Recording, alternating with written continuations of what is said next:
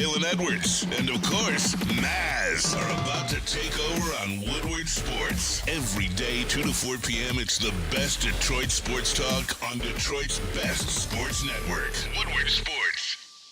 Hey, let's go! Monday show, September 23rd, 2024. Ermanni and Edwards, Woodward Sports Network, woodwardsports.com. If you're watching on YouTube, hit that like button, subscribe to Woodward Sports. It is a great day today because we have the Edwards in the house. The OG. The OG Edwards. The one, the only Stan Edwards in for Braylon. Mr. Edwards, how are you, sir? Ryan, I'm doing fine. How about you, Mass? How about you? Doing great, Stan. Welcome back, man. How great is this? I'm pinch hitting again. I'm sure this is not my first time, and I'm sure it won't be my last. Tell your son to come to work. Remember Tuesdays with Stan? Yeah. Back in the day? Those were fun. All right. Welcome back. Just like riding a bike. Yeah, exactly. It is so good to talk to you. I mean, there's a number of things. What a time to be alive in Detroit sports. There is so much going on. Tom Mazaway, good afternoon to you, my friend. Hey, Rye. Good to be here. A great weekend. I visited the family in Jersey for Sammy Maz, my dad, 97th birthday. 97 years old, huh? 97 years young. Yeah. Paint a picture for me. What's that weekend like? Oh, man. I got in on Friday night, went to mom and dad's, had pizza, of course, waiting for me. Had some pizza. The next day was a chill day, getting ready for the party on Sunday. Watched some college football, watched a great Michigan game. I was proud. I wasn't embarrassed for once. And then at night, we took them out for a great dinner. And then yesterday we had a party for like 8 of our September and October birthday family. So it was great. That's awesome. Woke up this morning and went to Newark Airport, and here I am. Yeah. Hey, God bless your dad, man. We're all just trying to get there, man. Thank you. Absolutely. Thank you. One day at a time, no doubt. That's it. Hey, how about I've been doing this show for 3 years now, and I can count on one hand how many times we've been graced by this guy's presence. Spenny is in the house today, pinch hitting for Mo Racks. Spivey. Yeah. Spenny, how you doing, man? I'm doing good. I'm feeling good. Tough weekend for the Spartans, but it's all right. You know, it was a tough game. They were gallant. Yeah, they can't throw 3 interceptions and expect to win. Now, I'm sorry to step on you there, but do those guys on Big D Energy get mad about this situation where you come down? They said I was getting called up to the big leagues. Yeah, and then Easy's not mad at you, is he? No. Yeah, they're good. Not cheating on them, but I'm going to be doing the first hour because Pete's still having his car troubles. Oh, there you go. KG, how are you, young man? Hey, I'm good. Lions won, Tigers won, Michigan won. I'm good, man. I'm sitting pretty. It is very rare that we would start with anything other than the Lions, but I just have to admit, and they don't play today. I just got to get this out of the way. There are 6 games to go in the season. Right. The Tigers have a 1-game lead on the Minnesota Twins for the final wild card spot. They are actually tied with Kansas City right now as well. Told you. For the second wild card.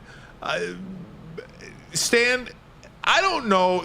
Sometimes there's those things in sports that are unexplainable. You just can't explain. A month ago, August 10th, I think it was, there were 11 games out of the wild card. Yeah. And then they go on this 27-11 run. It has brought people into what Tigers still playing. Some people don't even know the Tigers are still playing. Exactly. Because it's football season, but here they sit, first time in 10 years. Well, the reason why things can't be explained is why Las Vegas exists.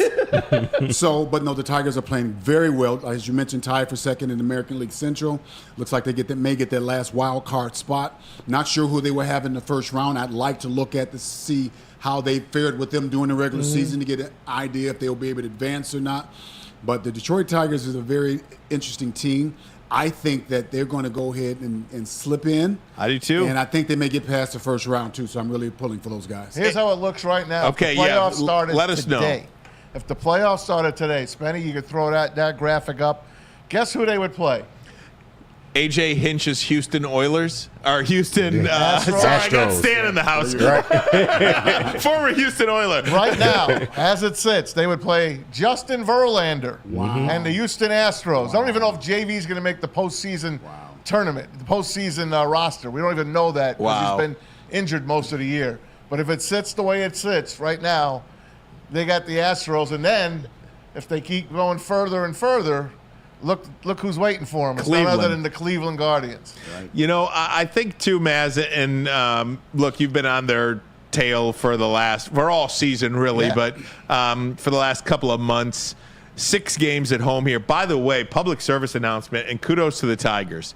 They have waived all ticket fees for the rest of the 6 home games.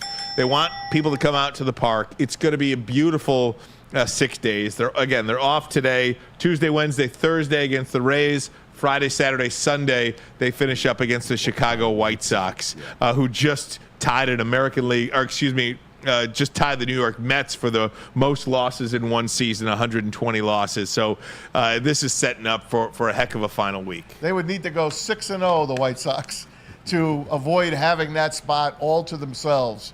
And, of course, they end it with the White Sox and the Tigers. And how apropos to get the Rays, who really invented the starter, the what do they call it, Ryan? The opener. The opener. And that's what the Tigers have been doing. They open with Bo Brisky most games now, unless you have your best starter and Tarek Skubal in there. Reese Olson is working his way back. So's Casey Mize. Kiter Montero's been terrific. The bullpen has been unbelievable. Every time they bring a guy in, I'm like, they're not hitting this guy. They're not hitting him. And if they hit, the Tigers are there. If it hits somebody's leg, it's going to a Tiger. I mean, they are a freak, guys. There's freaks in sports. This is a freak team. And you don't want nothing to do with them in the playoffs if they make it. Remember the Cardinals, how they beat the Tigers in 06? No. Remember them? 84 and 78 they were that year. Watch it. Watch it. Watch for teams like that. Maz, so can we clinch before the last game of the season? Or so Your it won't go magic down to the number last is, one. I think, 5 out of Yeah, right now. 5. Right. So Okay. any combination of Twins losses And Tigers and wins. Tiger wins. And then the Royals, they've lost 7 in a row. Wow. And the Tigers, all they do is win series. They win Right. series. Yeah. That's it. I mean, technically, something to keep an eye on too. You could, and I won't count the Tigers out, but you could catch Baltimore and host a Right. series. You would host them. You would host them. They do have 3 in New York, and New York is trying to win that. New York is trying to have the best record for the home field throughout. But plenty of Tigers talk tomorrow as well. We're going to try to get Double D on tomorrow, and we'll Yep. talk to Dan Dickerson about those Tigers. All right, Lions. I don't know how you guys felt about this, but I felt it was a 3-touchdown game all game. The Lions were completely dominating that game. And you look up, Stan, and it was a 1-score game and late in the fourth quarter. And you're like, how did this happen? But hey, a win is a win in this league. The Lions got it done, 2-1 on the year, and still have not lost 2 games in a row since October of 2022. This is a small but a statement game. When you want to move up to the next level, as is expected from the season that they had last year, you have to win these games. This is a good team, the Cardinals were, and it's on the West Coast, different time zone. Good teams go in and win that. I was concerned. I didn't think they were going to win. Because when we go back to the first week, we opened up with the Rams. Mm-hmm. We lost to Matt Stafford at home without their best receiver and without Aaron Donald, who had obviously retired. And they took us to overtime. Mm-hmm. I knew Baker Mayfield was going to come in there the following week and play well. Baker is a heck of a player. He's starting to grow up, and I knew he would play well. I wasn't overly shocked that we lost that game. I was so concerned now we're going to the West Coast. We're playing a good football team because Kyler Murray is always able to keep you into the game. But when you go out there and you're able to dominate early, they made a run late, but win a game like this against a good team on the road, now you're moving to the next level. So I'm really interested to see how they handle next week going to Seattle. But this is the kind of game that the Lions should have won if they want to be considered one of the top-tier teams in the NFL. 9 straight wins after a loss. Mm-hmm. And it goes to what, 24 weeks, basically? 9 straight wins after a loss, which is phenomenal and unheard of in Lions lore. And they played with fire all day yesterday. Could not put the Cardinals away. And thankfully, Kyler Murray threw that pick, that interception, like pop-up to Kirby Joseph in the end zone. Should never have thrown that ball. And the Lions got away with one yesterday. Jared Goff definitely got that snap off before the 2-minute warning. I heard that whistle, though, They did. right away. But they blew it early. Yeah, no. They blew it early. Yeah. Usually they wait 2 seconds after the clock is run off. I know. If you remember do. that. I know normally. it, yeah. But they blew that whistle early. Otherwise, it's a pick six, Yeah. fumble pick six. And he didn't play well again. I know he didn't have a lot of incompletions in the first half. He just don't look right to me. He just does not look right to me. I'm glad he ran for that last first down to put it away. But he just don't look like the guy from last year. You talking about Jared Goff? Yeah. So let's look at Jared's history. He's up, he's down. He's up, he's down. That's kind of been how his career has gone.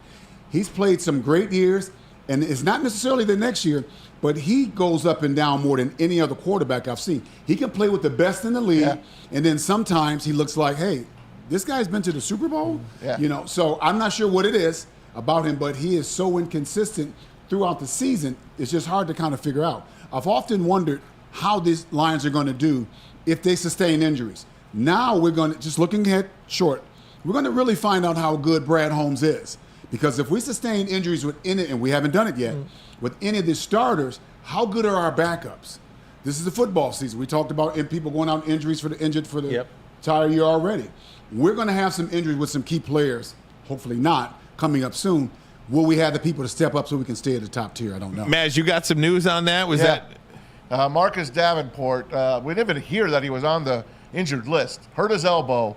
Ian Rappaport reports it is a serious injury to his elbow, and he could be lost for the season. So Marcus Davenport, one of the free agents, matter of fact, I think the first free agent they signed, looks like we're not going to have him. Brian Branch in concussion protocol, more than likely today. he was out He was cold? out Yes, cold. he was. Out cold. It was a missile against missile. I mean, their guy went down. I know. And he went straight. So I don't know who you blame on that. Is this an accident, I guess? I But do he's feel like out. Brian Branch tackles with the back of his head, though. Yeah. He goes down and Yep. Sam Laporta, Yeah. good news. It's just a lower ankle injury, a sprain. He played throughout it. They taped him up. But you got other news on Barnes, McNeil. Those could be long-term injuries as well. long-term, but not season-ending. But we don't know that Right. yet. But, yeah. When you have a towel over your head and Derek Barnes was going out on the cart, Right. I kind of say, oh, he's done. But just to Stan, your point about what it looks like to sustain long-term injuries, and if this is true about Davenport, we haven't heard from the Lions yet, but Rappaport is usually pretty good.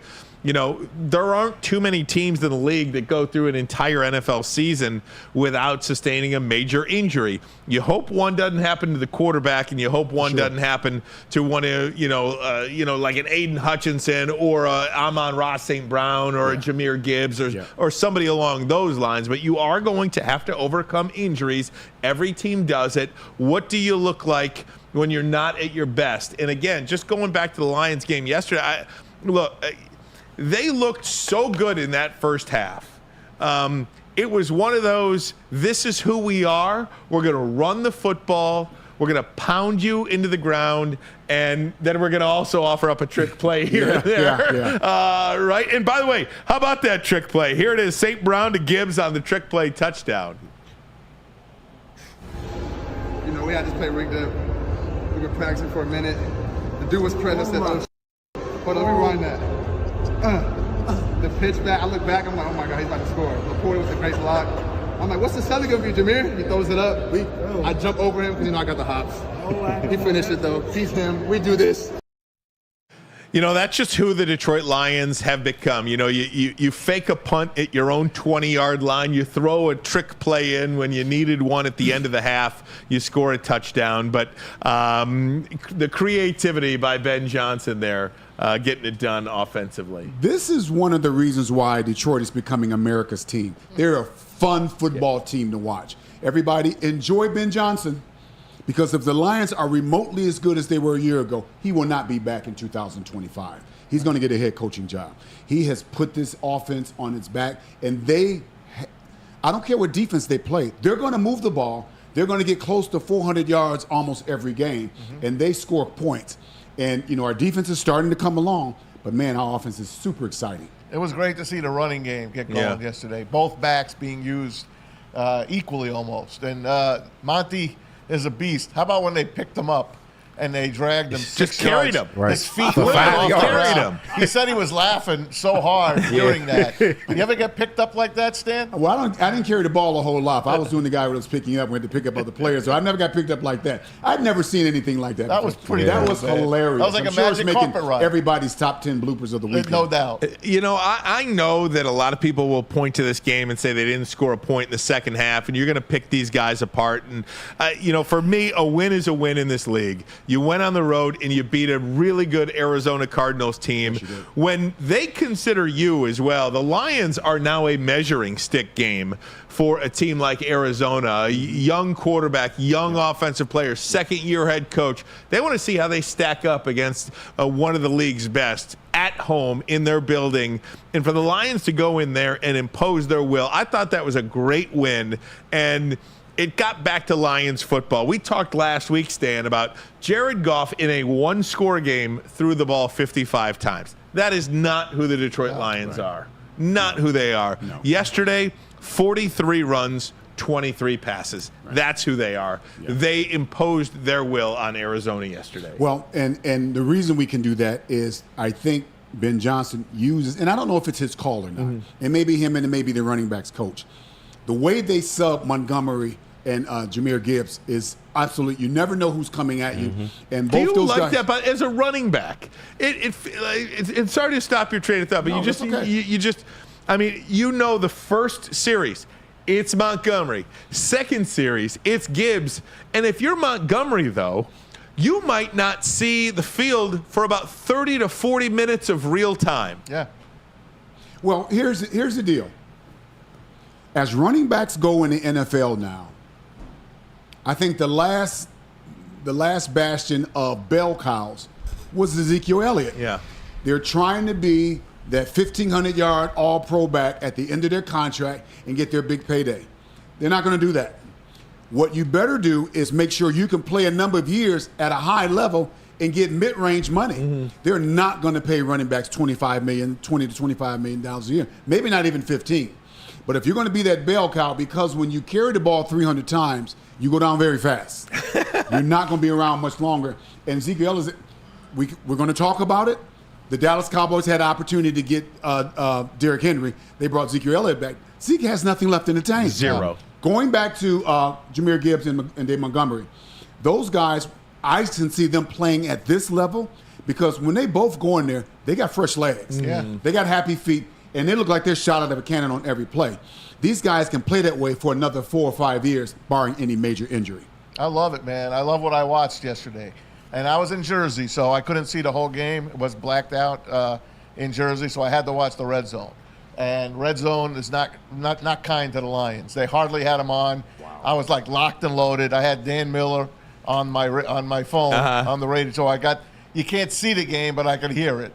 And I was trying to pay attention as much as I can. Every time they went to the game, it seemed like the Lions had the ball and they were driving. It was a fourth down and they were trying to go for it. And then it would disappear. And Arizona would have the ball. Inside Lion territory, the next time I saw it, the Lions had the ball. So I didn't know what the hell what was happening. I can't really zoom in on that game as well as you guys can. But from what I saw, the plays I saw, I was pretty happy. I just was not happy the way the second half, 20 points in the first, and then you have them down. It's 20 to what was the score? 20 to 10. It was 20 to 7 at one point. And then with 30 seconds to go in the half, it's 20 to 7. And they have a penalty. Okay. I don't know, what was the penalty? Do you remember? It was a late hit on the tackle. Completely unnecessary. Right, gave up a field goal. Completely unnecessary. Gave up a field goal. I'm like, I don't like that. Yeah, it was 20 to 7 after the Gibbs touchdown. Yeah, it should have been over then. I felt like they let him back in the game at the end of the first half, which I did not like. I'm glad you told me what it was now. It was a ridiculous late hit. And then to ice the game at the end, that's a big third. What was it? 3rd and 12 at one point at the end of the game. If you give Arizona back the ball, you got to stop them one more time. Instead, they get the play to Amon-Ra St. Brown, and then the run by Goff seals it. So sloppy win, I'll take it. And again, 9 straight wins, after a loss. They have not lost 2 games in a row in a long time. This is going to be interesting as we move forward because I just don't see Aiden Hutchinson playing at that level for 17 games. He'll always be a force. What I mean by playing at that level, he's going to start getting triple teams a lot. So Aaron Glenn's going to decide, are you going to start blitzing a little bit more? You have to bring pressure from the other side. When they start paying so much attention to Aiden Hutchinson, these other guys got to come free, and they got to be more disruptive in that. I don't know how you do it. Some of these guys that are getting single blocked, they're going to have to step up, or you have to start blitzing from the second level to make sure you can have disruption going on in the offensive backfield. You talk about that defense, and you talk about Aiden Hutchinson. Here's what Jared Goff had to say about Aiden Hutchinson yesterday. He got another sack. This guy has been on a tear through 3 games so far this season. How long can it keep up? Here's what Goff had to say about Aiden Hutchinson. It's special, man. He's fun to watch at practice. You can see he took his game to the next level. This whole offseason, you could tell. I think I spoke about it last week, but like his whole body changed. You could just see like he's growing and mentally, physically, everything, and coming into his own as a player certainly. And I'm glad he's on our side. And it's not just Hutchinson, though. Some of these guys on the defensive backfield are growing as well. Kirby Joseph has become one of the best ball hawks in the league. If that ball is up and Kirby Joseph is anywhere near it, you can bet your bottom dollar that he's going to make the play. Some guys will be in position. The difference between Kirby Joseph and a lot of other guys, he makes the catch. Yes. A lot of other guys might bat it away. Right. It might be an incompletion, but to actually come away with the turnover, this guy's been tremendous on the back end. There's an old saying, what is a defensive back? He's a wide receiver who can't catch. Yeah. But you get some defensive backs, Richard Sherman being one of them too, that have great hands. They just have a great ability to play in the defensive backfield as well. And so when you got a guy like that back there who can also help Terrion Arnold a great deal, because Terrion's he drew a tough card yesterday. Oh, man. How many penalties is that for him? Oh, 5 or 6 now? Exactly. Yeah, leading the league. Exactly. So having a great safety can help a young corner come around a great deal. So I'm looking forward to how well this secondary is going to grow. Terrion Arnold's in everyone's pocket, by the way. He is on those receivers. Yeah. So I don't mind him getting these penalties. He's going to eventually learn how not to get penalized. Right now, he's got a yellow marker on him. It's so funny. The refs are following him. I'm going to throw a flag on this kid. It's so funny, Brad Holmes drafts this kid, and just as a joke, you're like, think about any big game in the NFL, right? It's usually marred by some stupid pass interference penalty that isn't really pass interference, but you touch the guy and the refs are going to throw a flag. It's almost a waste of a draft pick. That's just amazing. Joke, tongue in cheek. Yeah. But it's almost a waste of a draft pick to draft a cornerback because he's just going to get flagged. Just leave Kendall Vildor out there, right? Right. Here's what Dan Campbell had to say about Kirby Joseph and the secondary. I thought he was very active. I did. I thought he was active back there, and thought he was seeing the field. I thought he was roaming pretty good. That was a heck of a play on the interception, and I just feel like he's I don't know if quiet's the right word, but quietly improving here. He's quietly getting better, and I mean that in a good way. So he's getting better, and I think just with I think that whole secondary, the more they're able to play together, the better we're going to get. They're just going to continue to get better and better and better between Branch and Kirby and CD and TA and Amik, all those guys just playing together, man. It's just going to keep getting better and better. It's really gotten better every week. It's fantastic stuff. And Amik Robertson is what they've done in the defensive backfield is, they got so much talent back there, and we haven't even seen Ennis Rakestraw yet.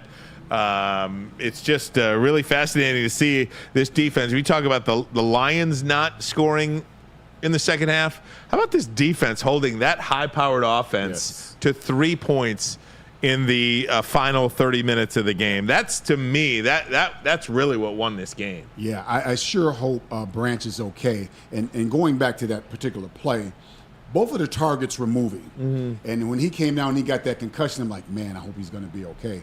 So, but when Branch comes off, hopefully he's off concussion protocol this week and comes back to the secondary, they're going to be formidable. This is a very interesting Lions team, and I'm looking forward to it. We have Seattle coming up next week. I think it's on Monday night. How about 3-0 Seattle, by the way? Yes. Mike McDonald's 3-0 Seattle Seahawks. Mike McDonald's 3-0, and the quarterback, just showing the name. Geno Smith. Geno Smith. Playing great. The way he has handled his career, because he was labeled a bust, and he backed up for 3 or 4 years and learned his craft, and has gotten so much better and so much more dependable. But I think we'll still get them, because they're coming here, aren't they? Yeah, they are. Geno Smith, just quickly, I mean, we'll go around the NFL and we'll talk about the NFL. But if yesterday in this season has not allowed people to understand that it's not the player, it's where the player goes. Yes. That really determines your success. Yes. Yep. Look at Sam Darnold, Yep. thrown away by the Jets, Yes. thrown away by Carolina, Yes. goes to the Rams, has the opportunity to Niners, Yeah. has the opportunity to learn behind Kyle Shanahan, and then goes to a really good situation in Minnesota. Look at Baker Mayfield, what this kid's doing. I mean, just go around the league and look where these guys are having success. Yeah. This is so interesting you said that, because I think it's the 1983 draft that this past 2024 draft, from a quarterback perspective, was compared to. I came out in 82, so it was a year after me when we had Marino, Elway, and all those guys came out. Let's look at what's going on right now. How Caleb Williams is struggling. Michael Penix is not playing. Yeah. Drake May's not playing. J.J. Cardi, he's hurt. He's still not playing. I'm not sure if he would be playing the way that Sam Darnold's playing now. And I don't know who else is. Maybe Bo Nix. Bo Nix is playing okay. Yeah. He's They playing won okay. yesterday. He's fine. Yeah, So you're exactly right. When you look at where you go or who you go to, because Tua under Brian Flores was not a good quarterback. Terrible. When they brought in the wizard, Mike McDonald, oh, God, he became a different quarterback. So it depends on where you go and who's coaching you is how successful you will And look at Bryce ultimately Young, be. that poor kid. Yes. I mean, thrown was to the him. Panthers, thrown basically away now. Yes. The kid can't stay there. There's no way he could stay there. They got to at least free him.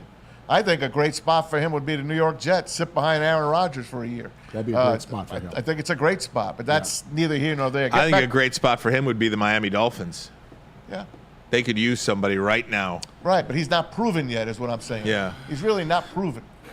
You don't know. He don't know what he don't know. He's better than Skylar Thompson or whoever else they got. They had, who came in? Tim Boyle. Yeah, finished that I game. know this guy. How's he Tim in the Boyle league? finished that game, but next week they'll have what's his name, Snoop from the Ravens. Yeah, but who? He got to the playoffs. What was the quarter? Huntley. Oh, Tyler Huntley. Tyler Huntley. And I'm pivoting on you guys. Who's going to be liable when Tua comes back in and have another concussion? Right. Because he will. Yeah. They're not going to sit him down, Yeah. and he will have another concussion. Who's liable for that? You know who scares me a little, and going back to the Lions, is Brian Branch. He's had, this is what, his third concussion? They're calling it a neck injury. We don't know anything yet. So I didn't realize Branch had that many Yeah, concussions. he's been banged up, man. That kid, he is, I would say he's one of the best defenders we have. If they are calling it a neck injury, I could see how it could be a neck injury, though. I mean, the way he curved his head and went down and then got hit on the back of the head, that could have led to some neck strain or pain. He was out cold. He was out cold. You can still have a concussion with a neck injury. Yeah. You know, that's part of it. No doubt. So, let me ask you guys this question as we go to break here.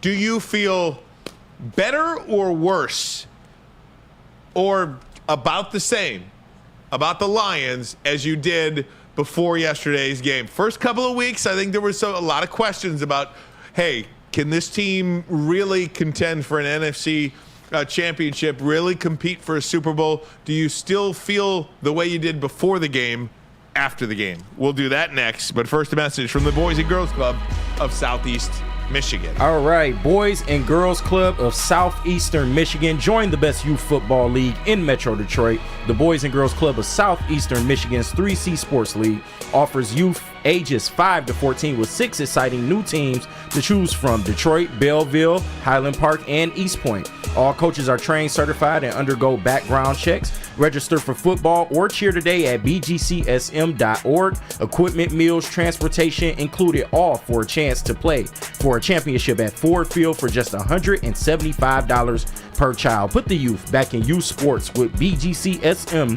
3C Sports. What about Mark White, Maz? Oh, I love Mark White. Oh, what about Mark White, You know man? Mark White's our guy. That's it. You know, you're dreaming of a new home, but you're feeling a financial pinch. That's where Mark White and Associates, your trusted real estate experts, come in. They're here to help you. Mark White and his team will pay up to $5,000 of your closing costs. I said $5,000. That is not chump change. Call Mark White and Associates today, 248-290-8242. Hit him up online as well, markwhitesells.com. Again, call Mark White and Associates today, 248-290-8242 to make your dreams come true. Oh, let me just say, I love Planet Fitness. Trying out Planet Fitness and dang, they got lots of equipment. Not me getting a Planet Fitness membership just for the 24-hour perk. Listen, the PF Black Card is worth every penny for this hydro massage. I'm a new man. Did y'all know that the PF app has workouts you can do at home? Cheapest therapy I can find is Planet Fitness. All the benefits, all for less. Planet Fitness, big fitness energy for all. Braylon Edwards here, Premier Pet Supply. Man, just looking around, who's got it better than pets?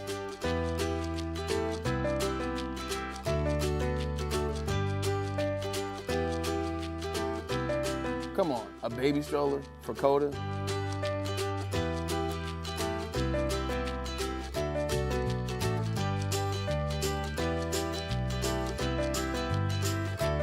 A chef for Lola, really?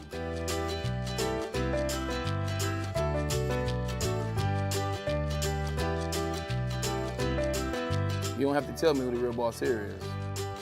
Who's got it better than pets? Nobody, especially here at Premier Pet Supply. For over 30 years and more than 13 locations, Premier Pet Supply has everything that your pet can dream of, and guess what? It's all under one roof. Premier Pet Supply, family owned, operated, and proud to call Metro Detroit home. Check out premierpetsupply.com or scan the QR code today. Who's got it better than pets? Nobody! The countdown to kickoff is here. Your Detroit Lions are ready for another season of grit. Woodward Sports is your #1 destination for all breaking news and Lions coverage. We are Detroit's #1 sports network. We are Woodward Sports. Planet Fitness is the home of the judgment-free zone where everyone, and we mean everyone, could feel comfortable and work on their fitness goals.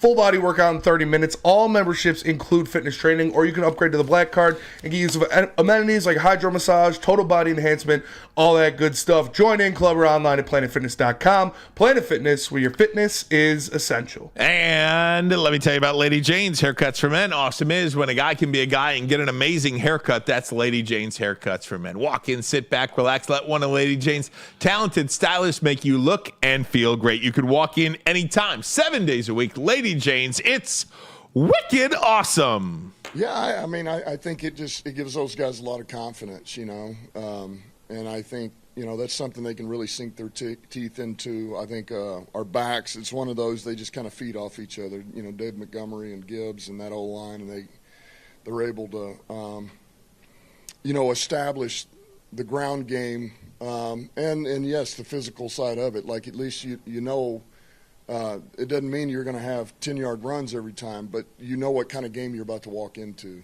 if you're the opponent. Like, this is the type of day it's going to be, and that's really what you want to establish. But then the flip side of that, too, is, I thought, man, it helps Goff, too, right?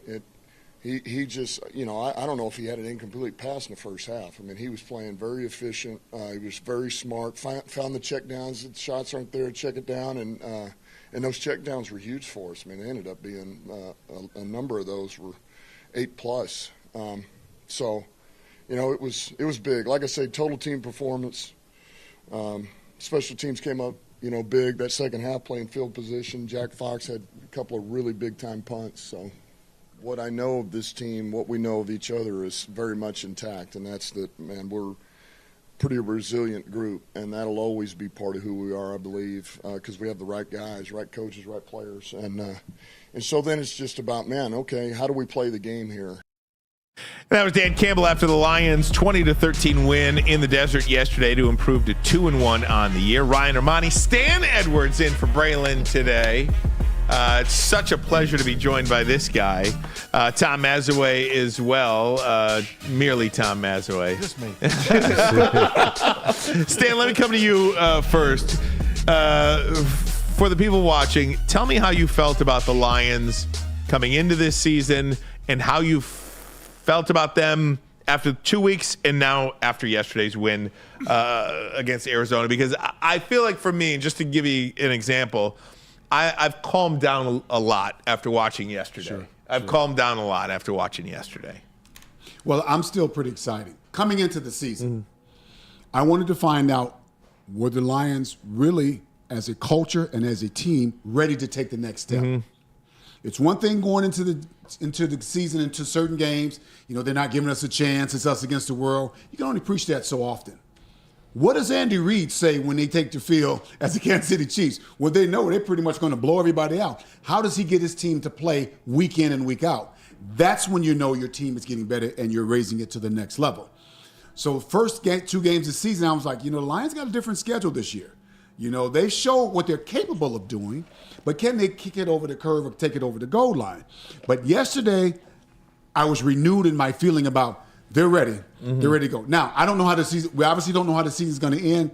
To me, a successful season, if they get to the second round of the playoff and lose, I'm fine. Because getting to the playoffs and getting past the first game with this schedule that they have, I think this is the team that's ready to say, we're one of the elite teams in the league. Maz? Okay, you know how excited I was coming in. 13 wins I had them at, maybe 12 at worst.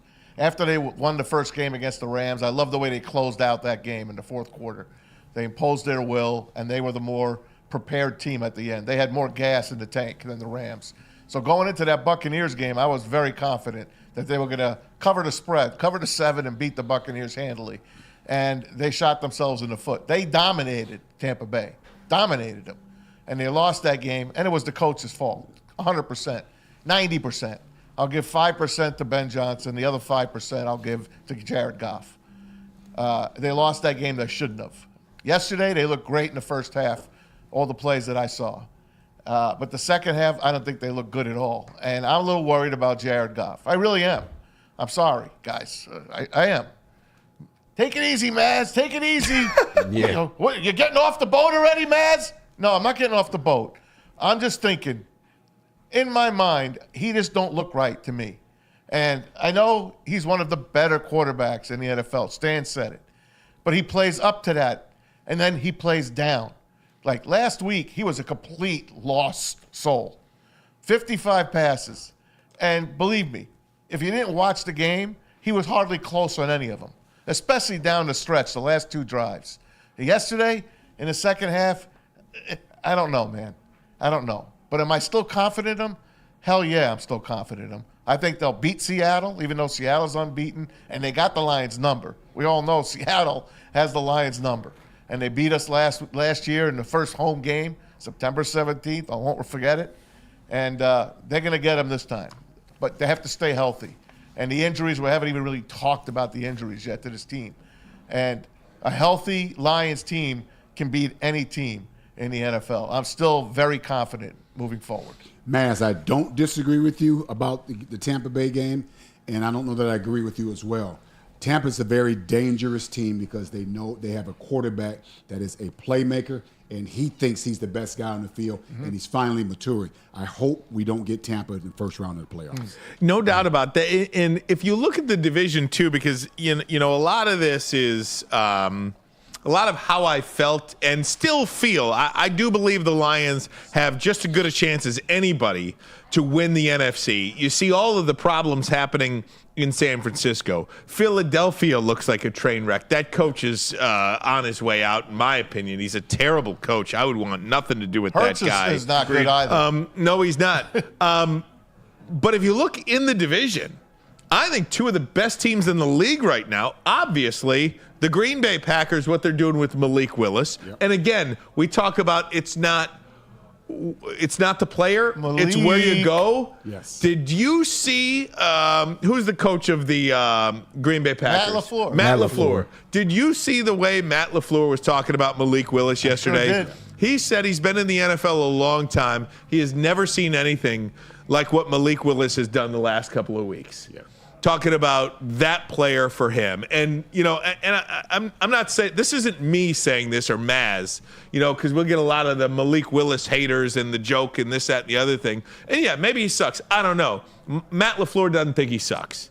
Matt LaFleur thinks he can win with him. And he went to Tennessee, and he didn't just turn around and hand the ball off like he did week one. Right. They implemented a game plan. He's throwing the ball down the field. He played a really nice game. 300 total yards for him. What Sam Darnold is doing in Minnesota, look, I love J.J. McCarthy. Right. He might need a new home. He might.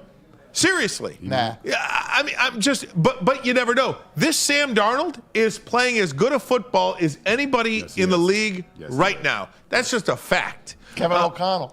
Kevin O'Connell. Yep. Matt LaFleur. Yep. What are we talking about? Two offensive-minded quarterback head coaches. So the point about Detroit and where I see them going this season, I think you have to consider the 4 games, really the 6 games. I mean, the Bears, maybe they'll get it together. Maybe they won't. They're a disaster potentially. But those 4 games against Green Bay and certainly the 2 against Green Bay, we knew were going to be tough. Right. But this Minnesota situation. Yes. We had them penciled in for 2 wins against Minnesota. Yes. We all did. Absolutely. We all did. Yeah. No doubt about it. Now you're going to struggle. There's not a question about it, especially when you go to Minneapolis. They are tough at home. That skull gets going, man. The Purple Gang, and they wore their throwbacks yesterday, which they should keep forever. The colors actually match, guys. I'm telling you, this schedule, based on where they finished up last year, the schedule was obviously going to get incrementally harder and tougher. But we didn't think it would get harder and tougher with Minnesota, included. No doubt. And Green Bay as well. I'm like, wait a minute now. It's a little tougher than we anticipated. So this is going to be a fun year for the Lions to find out exactly who they are. So, Ryan, you still good? You still got 13 wins? I'd come off the 13 wins. I feel good about where this team can go this year.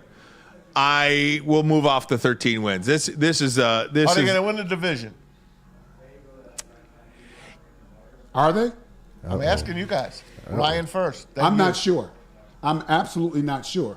And I think if they don't win the division, they can still get to the NFC Championship game. They're that good. What I am saying is that the divisions is a heck of a lot better than any of us anticipated it would be. Green Bay is much better than I gave them credit for.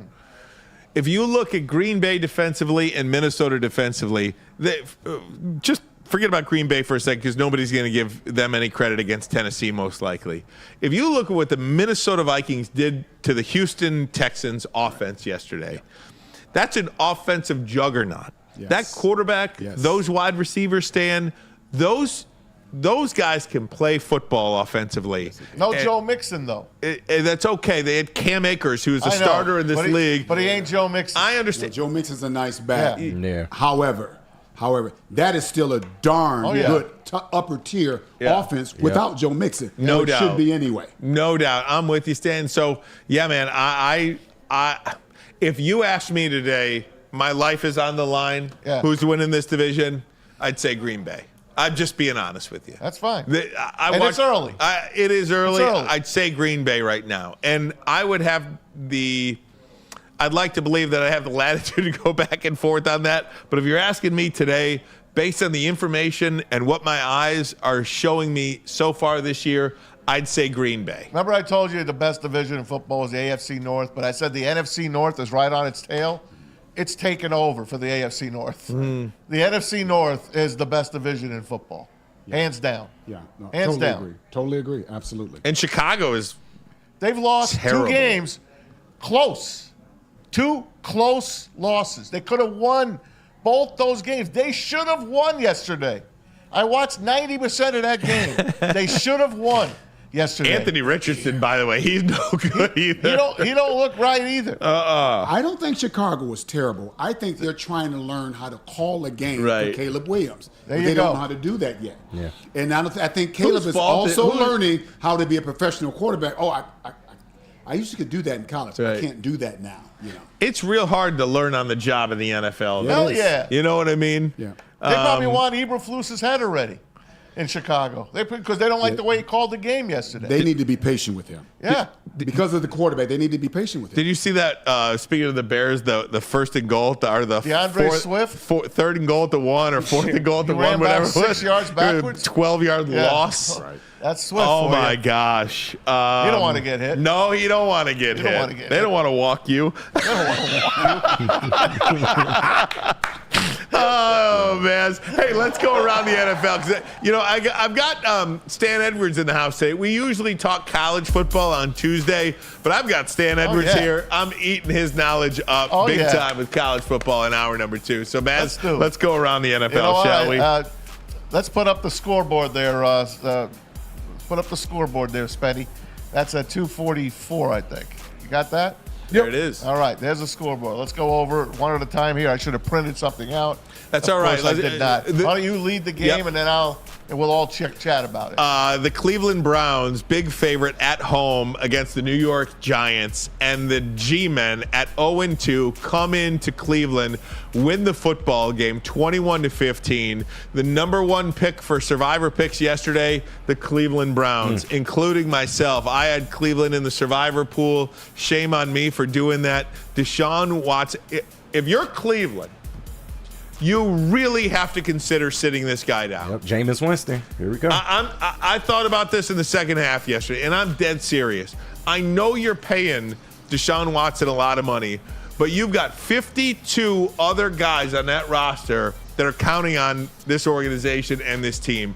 You cannot continue to trot him out there. No. He is terrible. You want to talk about falling off a cliff. This guy cannot play for whatever reason. I don't know what it is, but I just know that he can't play in the NFL. I think done. The owner is Haslam, and Andrew Berry, I think, is their general manager, who approved a fully guaranteed contract by somebody who was barely a top 10 quarterback. He was never that good. He's a talented kid. Terrible. And he can play quarterback, but he's not top 10 for sure to not warrant that kind of money, and now you're stuck with him. And go ahead. No, you're right. Keep going. And so I don't understand why they put themselves in that position with a guy who had not proven that he was worth that kind of money. And everybody knows if this goes south, it would handcuff your franchise for years to come. And it will go, Stan. It's done. It's done. He was one of the better quarterbacks. One of the better until everything hit the fan. Until he was okay. He was on his way. He was okay. He was hovering around top 12 quarterback in the league, which is good. Damn good. Because there's only about 12 quarterbacks that are franchise quarterbacks.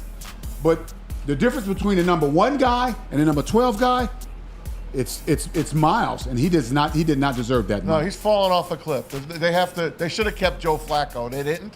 He's an Indy. He might get a start in Indy now, nonetheless. But the Browns should have won that game. The Giants, Daniel Jones, 2 touchdowns. He played well. There was a lot of drops in that game. Malik Neighbors, he's the real deal, boys. Looks good. What do you think of Malik Neighbors? Have you seen him? Yes, I saw. It reminds me of a Calvin Johnson. He's a great player, potentially a Hall of Fame player that will do nothing in New York because he might have a nice career, but you're one of the worst organizations in the entire NFL. They should have. There's a fact. We've been talking about it. You had to keep Saquon Barkley on that team. You had to. You imagine Saquon with Malik Neighbors? No. How much better Daniel Jones would have been had he had that running game. Instead, he's got Devin Singletary, who is a B back. He is a B back. He's okay, but he ain't Saquon Barkley, who is playing out of his mind this year. So I think they're going to decide whether they can try to find their next Eli Manning in the draft, or who is the next potential free agent quarterback that they can get to come to New York.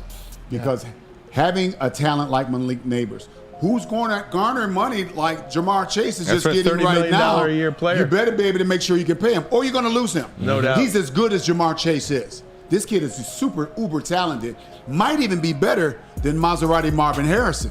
So you got to decide, we really got a great toy here. How do we use it? He's going to command money. Are we going to pay him, or are we going to lose him? Or are we going to pay him, but also make sure we get the production out of him with the right quarterback? Such a good player, but that organization is just Stunningly bad. We talked about the Packers and the Titans. Packers beat Tennessee 30-14. The Vikings over the Texans 34-7, and the Colts over the Bears 21-16. Those are the division games. Yep. Of those games, I think obviously the Packers and the Vikings really stand out. No doubt. The Chicago Bears at 1-2. What do you make of them right now, Stan? Where they are right now at 1-2. A lot of people had the Bears as slipping into the wild card this year. Do you still see that for them? No, they had the first pick overall for a reason. Obviously, I think they're a good competitive football team. They got to learn how to use their new toy, which is Caleb Williams. They're going to be in some games, and I don't expect them to win more than 7 games this year. 6 to 7 games, I think it's max for those guys. I don't see them being, because they got other issues other than how to figure out to use Caleb Williams. They're not a very good football team, but they're not a trash football team in my opinion. Philadelphia beat the Saints. They I was shut just the going to Saints say, down, man. prior to yesterday's game, 15 drives for Derek Carr at quarterback, 15 touchdowns. Yesterday, the Saints scored 12 against Philadelphia. The Eagles beat them 15-12. Late, too.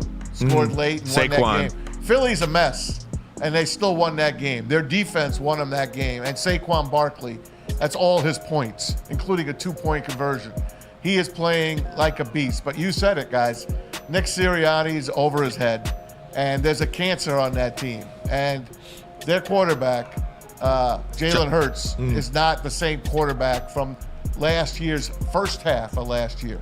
He still looks like the guy that was sitting on the bench by himself at the end of last year when they were getting their tail handed to him. Yeah. There's something wrong with that team, and the word is it's him and Devontae Smith. They're at each other's throats.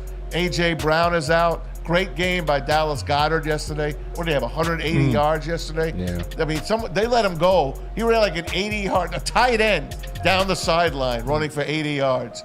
I don't know what the hell happened to the Saints yesterday, but they gave that game away. Yeah. So here's the measuring stick when you're trying to become an elite franchise. When you get to the Super Bowl, the expectation is you'll be there the following year, or at least close to it, for years to come. The Kansas City Chiefs has figured out that formula. Everybody, and a lot of people are trying to figure out how they did it. With the refs in their pocket, you mean? And that's a fact. And a lot of teams that get to the Super Bowl don't get close in the following years. So I think that's what Philadelphia is going through right now. Who do we pay? Who do we keep? We had the glory. We had the Super Bowl. Now do we save money? They're infighting. Now guys are like, okay, we got to the Super Bowl. It's time for me to get paid now. So there's a lot of stuff going on in Philadelphia they got to figure out. Let's continue on here.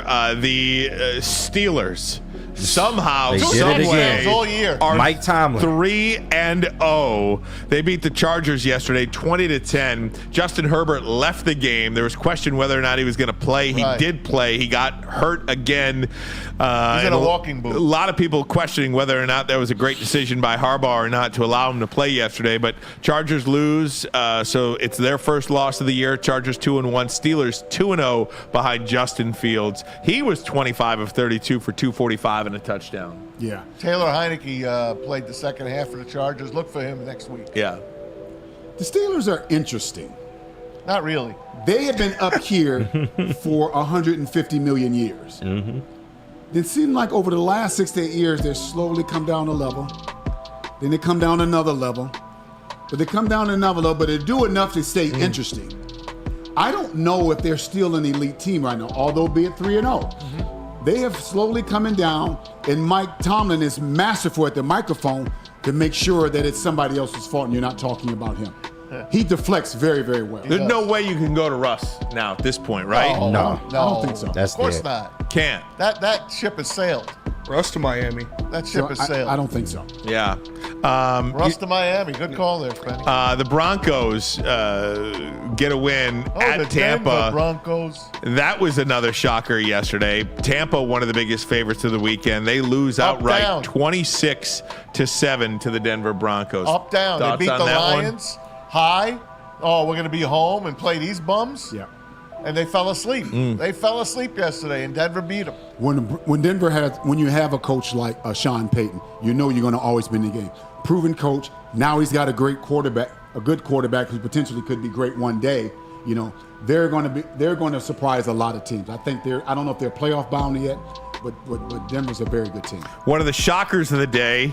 Not to me. Not to us. Right. Not to me. Yep. Not to us. 5.5. The Red Rifle, Andy Dalton, and the Carolina Panthers completely dominate the Las Vegas Raiders. 36-22 the final. Andy Dalton, 319 yards, 3 touchdowns. No one's done that this year except him. Yep. 300-plus yards and 3 That's touchdowns. ridiculous. And we gave you the stat, guys. It is now 10-1. The spread, when it's 5.5, the visitor wins that game.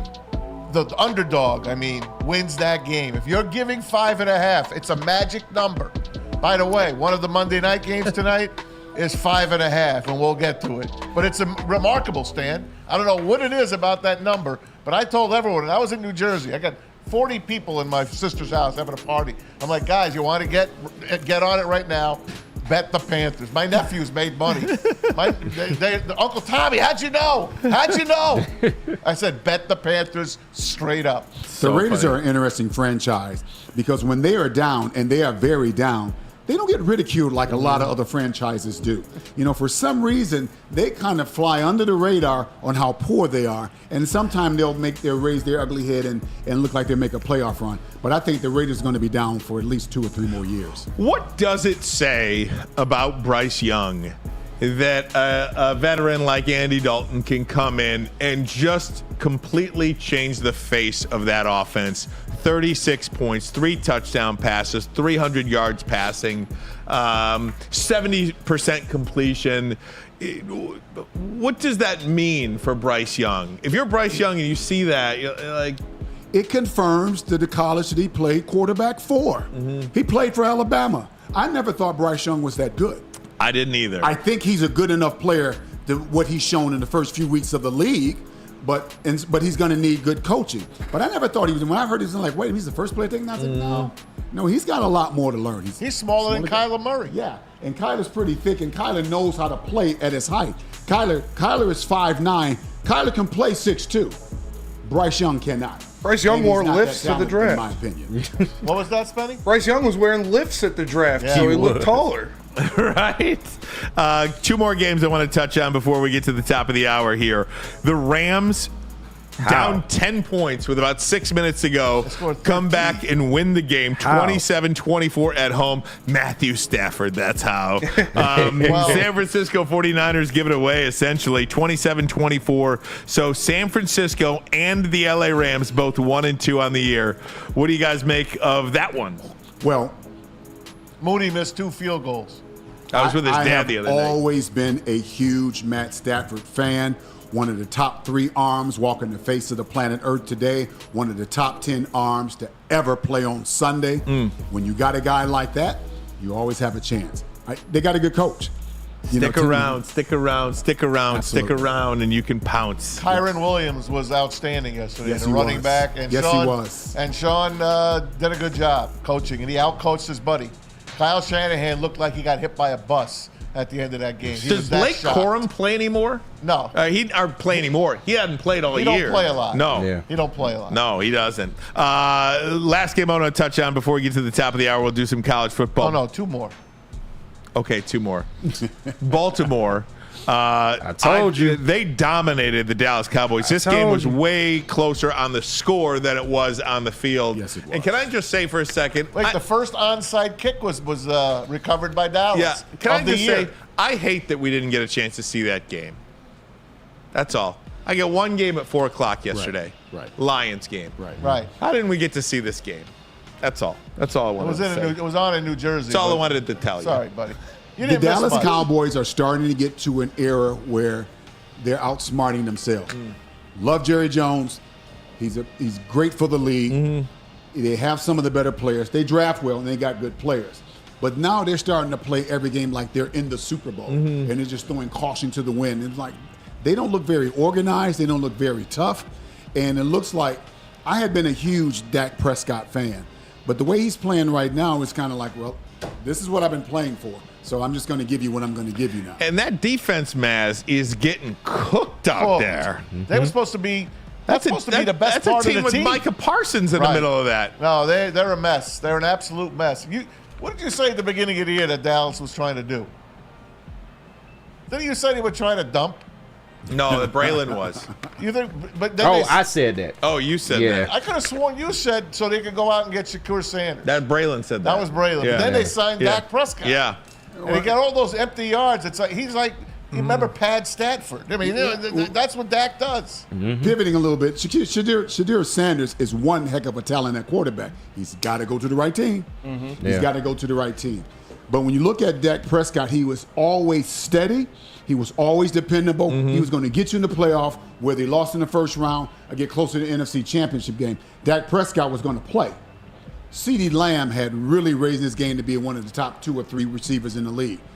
He looked like garbage. Terrible yesterday. And they have no running game. Just look at his stat line, no doubt. No running game. You can't win if you don't have a running game. No, you can't. Mike McCarthy might lose his job before this year is out. I don't know why he still has it. Yeah, I mean, I'm He's just still being the real. cheapest paid coach in the league. He's the cheapest It paid don't coach matter. in the league. Jerry want I results. think Mike McCartney is a very bright man, but I think Mike McCartney gets off always trying to show you he's the smartest guy in the room. Yeah. He's the analytics. This is what it says. Sometimes you got to have a feel for the game, Michael. You got to have a feel for the game. When you were in Green Bay, you had a Hall of Fame quarterback there. You know, you got to have a feel for the game sometime and know when you got to throw all this other stuff out the window, and you got to coach. That's You right. got to learn that. You look at that division, Dan Quinn might be the best head coach in that division because I'm with you. I hate Sirianni. I think he's a bad coach. Well, Dan Quinn of the Commanders. The Washington, we'll see tonight. Yeah. But Dan Quinn's former team, the Atlanta Falcons, Oh, did they throw they that blew away? the game last night, They too. blew it. Raheem Morris coached the worst game than Dan Campbell last week. Yeah. It was awful. And not only that, I don't know what the receiver was. Was it Olave? Who's it? No. Who's the rookie? Drake sensation? London. Drake London. He was accosted in the end zone on the last play of the game by 2 defenders. Yeah. They literally, one in the front, one in the back. know They it. hugged him. No chance to catch the ball. No flag. Kansas City. Isn't that something? It makes me sick. Honestly, I don't want to hate Kansas The fix City. is in. No, Original you're right. AFL team. They wear the AFL patch. I don't want to hate them. But the refs are making me hate the Chiefs. It is curious when you go through, even in that Ravens game, some of the calls that were going against the Ravens. Horrible. And it's just like, just barely. I guess by the letter of the law, some of these penalties were accurate in that game, but you don't call that in that game. No. This was a mauling in the end zone and nothing. Nothing. We didn't see anything. Nope. Terrible. Terrible. As the season goes on, calls like that from different referees, they're going to start getting scrutinized a whole lot more. It's early in the league. It's not really affecting a playoff picture just yet. But as the season goes on, those referees will get scrutinized. Social media has called everybody out. So we have to be careful. Coming up next, we're going to dip our toe into some college football. Michigan with a big win at home against USC. What team was that? Stan make of it? And I've got I think a perfect comparison to this Michigan Wolverines team to their NFL counterpart. I'll make sense of it. Coming up next, but first, a message from, what are we doing here? Dr. Jeff Pierce. Oh, Dr. Jeff Pierce. Oh, Dr. Pierce. We love Dr. Pierce. From Michigan Sports and Spine, of course. Join Dr. Pierce every Tuesday on Big D Energy. He joins us right here on Thursdays. He's the guy that D-Mac and Braylon trust. Dr. Jeff Pierce, here to keep you in the game and performing at your best. For more information, visit MichiganSportsAndSpine.com or call him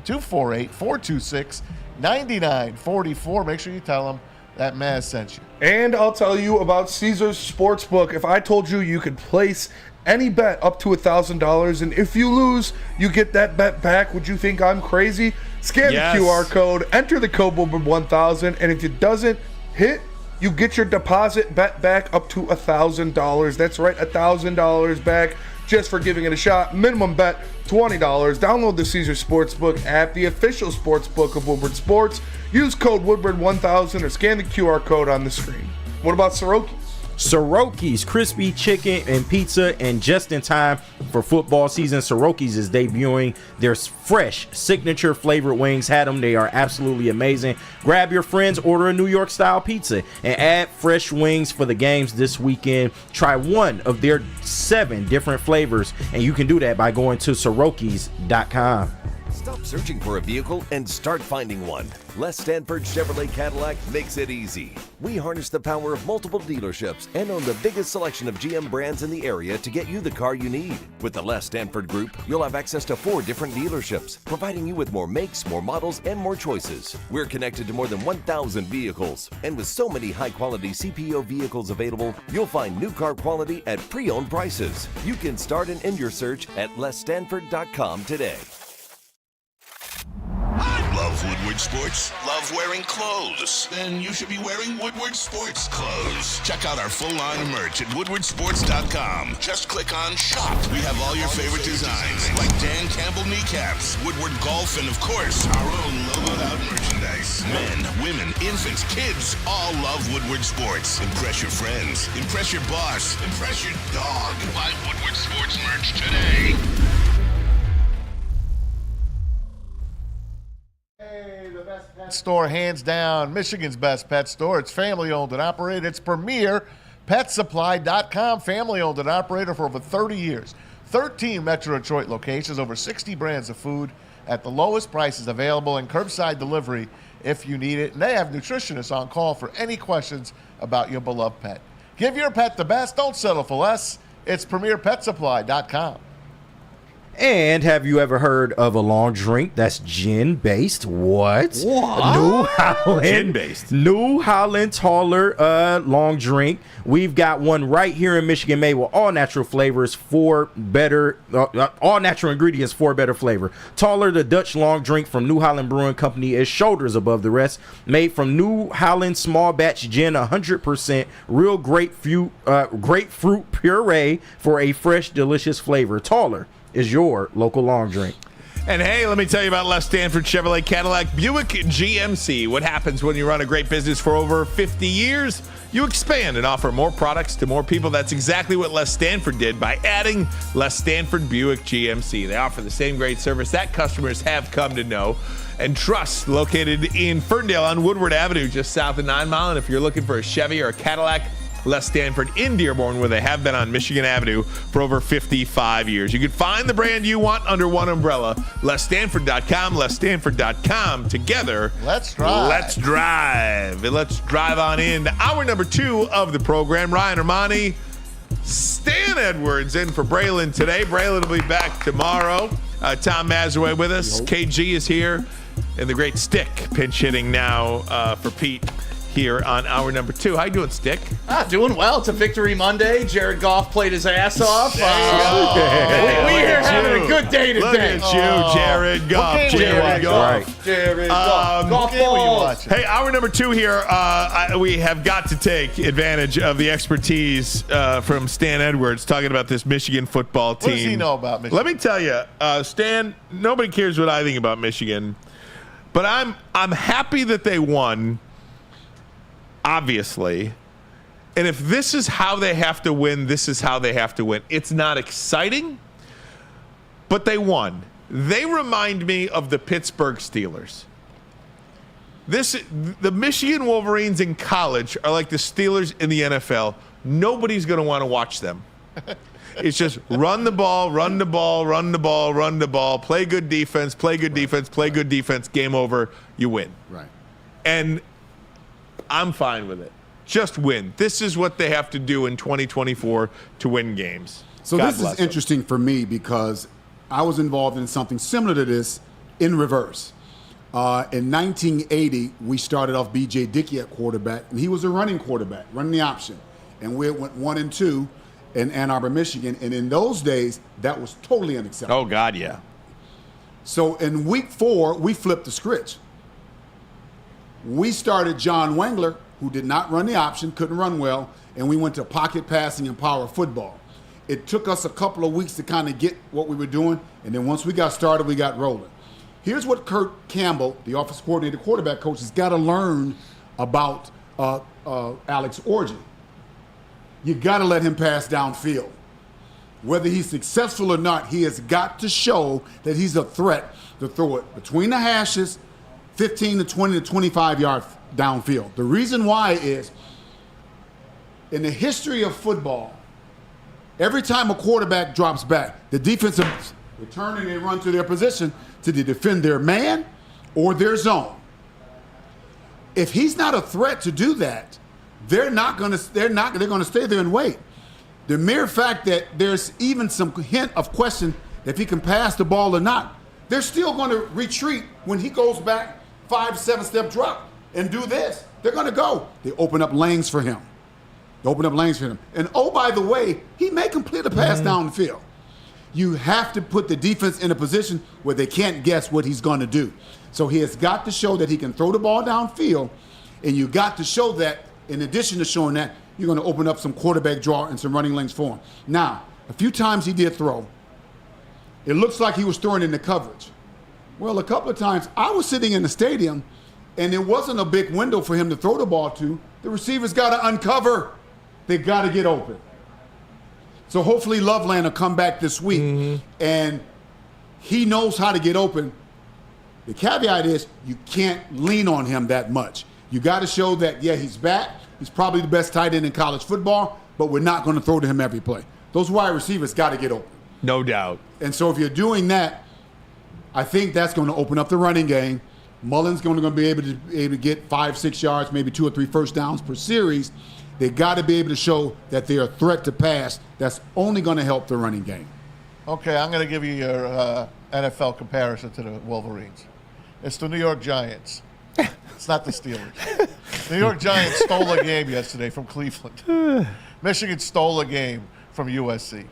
Without Khalil Mullings, they have no chance. Without that run that he put late in the fourth quarter, they lose that game. Without that pick six, they probably get buried. 32 yards in the air. That's peewee football.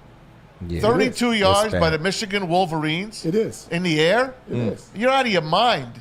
You're going to play Minnesota and think you're going to beat them with 32 yards in the air? They will. Well, Minnesota's not that good, but P.J. Fleck will have them ready to play. They gotta, like Stan said, if you can't throw, man, you got the wrong quarterback in. And we all know the other kid can't play either. So you have your 5-star or 4-star freshman. I don't know what the rule is. Is he not allowed to play? Did the parents say, I don't want this kid playing? You hear all kinds of rumors. Because if Alex Orji can't throw, then he's not a quarterback. That's it. Alex Orji, to me, though, and here's where I'll bring Sharon Moore into this a little bit. If you watch the game, Davis Warren might have been and I hate talking about college kids like this. I hate it. Sure. It doesn't bring me any joy. But Davis Warren could be the worst Michigan quarterback to ever step foot on the field. Facts. I just don't even understand how it could even remotely be a possibility that somebody with great knowledge in this game can say, that's the guy I'm going with. I can't see it. So even if Orji can't throw, which is fine, he at least gives you an element to where he can run the football all over the place. He was so much more athletic back there. He is athletic. I mean, he's just run an offense that is suitable to him. Don't try to go round, whatever the phrase is, square peg, round hole with Davis Warren. Yeah. That was a waste of 2 college football games that Alex Orji could have gotten better. Yeah. That was 2 games that we could be ahead in this path now. And if it's not Orji, like, I see Alex Orji and I'm like, okay, you can't throw, but you know what you can do? You can run the football. You can get me a couple of first downs. It's not exciting. It's the Pittsburgh Steelers, but we can win. Yeah. Mm-hmm. So here's what's interesting. Jalen Milroe of Alabama is not a great passing quarterback. But he's not bad either. No, he's not bad. But he's not a great passing quarterback. He's better than he was. He's better than he was. But guess what they do with him? They let him pass. Thank you. And when he runs, he is something to watch. but they allow him to pass. So two things happen. One, he's got good wide receivers. He's got receivers. You said it. That's one. That's a lot. Number two is it opens up other things for their offense when they allow him to pass. He's not that good of a passer. He will not get drafted as a passing quarterback. Now, I say that, and I don't have a team, so I don't know if he can draft or not. I think Orji has to be able to show that he's a threat to pass to open up the running game. That's the only way it's going to happen. Because you're not going to be able to do what you did to USC moving down through the Big Ten schedule. Right, bring up the schedule again when you get a minute. I got it right here. I got it right in front of me. Let's go over it again, and let's let Stan and me and you, and let's just let Stan pick. Okay. All right, Stan, you tell us if it's a win or it's a loss. Schedule Okay, game. right now their record is 2-2. 3-1. They're 3-1. Okay, go ahead. Home against Minnesota. Win. 4-1. At Washington. Win. At Illinois. Win. That's a tough win. Yeah, that's going to be a tough win, I'm but I with think you it's so- a win. I'm with you so The reason far. why I think it's going to be a win, I mean, I like Brett Bielema is a darn good football coach, but I don't think they have the offense to be able to move the ball I on that agree. defense. That's why I think it's a win. Okay, Michigan State. That's a win. It's a win. I'm with you. Here's an interesting one because I've changed my opinion on this one. Oregon. I'm not sure. I'm not sure. I'm going to go ahead and say they're going to beat Oregon. Oh, wow. How? With no offense? How? They're going to do so the same way that they beat USC. Come on, So let me tell you something about that. I have a ton of friends that I played with in the NFL that played for Pac-12, Pac-10 teams back then. I said, come back to Anna, and they always talked about our bowl record. Yep. We didn't do well in the bowl Yep. game. I said, come back east in a different time zone when the weather's different, and you only have to get used to the time zone in one day. Try that for a second and just see how you play back here. I don't know when USC came in town. I don't know when Oregon's coming in town. I think you're right. I think that's a win. They're going to beat Oregon, and I'll tell you. So you guys got 8-9 wins already. I was really impressed, and then Indiana win, Northwestern win, at Ohio State win. I'm just saying it. You got them in the Listen to me. playoffs. Okay, wait a minute. I do have them in the I don't even have playoffs. them bowl eligible. Okay, wait a minute. So did I had them in the playoffs as well. I love Michigan too, Ryan. Wait a Come minute. on now. Let me just say this. I had about- them in the playoffs because the playoffs were expanded. Yes. I didn't think they were going to be in the top If four. they expand it to 50, maybe. Same. Let me just say this. I was really impressed with USC coming into the Big Ten. I thought USC played a really good game until they didn't. Until that Big Ten they just pound and pound and pound and pound. Right. And I do think there's something to be said for moving conferences. And Oregon is going to experience that same thing. They've got a lot of great skill players. But, I mean, Mason Graham and Will Johnson, and I don't know what's going on with Will Johnson. He came out of the game. Yeah. He went to the tunnel. X-ray. We saw him go to the tunnel. Right. And then after the game, Sharon Moore said he was fine to come in. And I don't know if that's just coach speak, if he's trying to protect an injury there. But if Will Johnson was able to come back in and he wasn't on the field in a clear passing down situation, I question. That's fireable. How about that? That's fireable. Maybe he's trying to protect his player. But I just... It's tough, Ryan. I think they're going to beat Oregon. I'm with you, Ryan. I think they're going to beat Oregon. I'm with you. Like, honestly, I may be the eternal optimist, but as everybody knows, I'm not a Michigan man. Didn't go there. Don't have a dog in this fight. But what I saw on Saturday was a team realizing we can be the bully. Like, that's all we got to do is be those dogs on the field. It's like a moment of clarity. It clicked to them like, we just got to keep punching people in the mouth and not apologize for it. And I think that could take them a long way in the NCAA. That's not Interesting that sustainable. you said that because the world was coming, the sky was falling when we lost to Texas. Yep. Texas is an awfully good Damn, football Number one team in the country. Damn good team. Number one team in the country. So losing to them in the fashion that we lost to, everybody kind of went back to, wait a minute, we were just, 8-9 months ago, we were in the championship game. We shouldn't lose like this. First of all, we lost a lot of players, and we're playing younger players, and players are not as good as the players that we had last year. And by the way, we're playing the best team. We're playing the best amateur team on the face of the planet Earth. If you want to put it that way. And so I think people thought that, Wink Martindale, he shouldn't have lost. Look what Quinn Ewers did to him. No, the game he called against USC. Wow. I'm like, that's the guy that we were looking for as a defensive coordinator. And I suspect that guy we're going to see most of the time for the next 5 or 6 weeks coming forward. You guys are getting me pumped up again. Ultimately, one of the thoughts that I had about Michigan this year coming in was, can this defense dominate games until this offense comes along? Right. And I think the Michigan defense allowed that offense to grow up a little bit. Yeah. And I know the 32 yards is going to get a lot of the talk, and it should.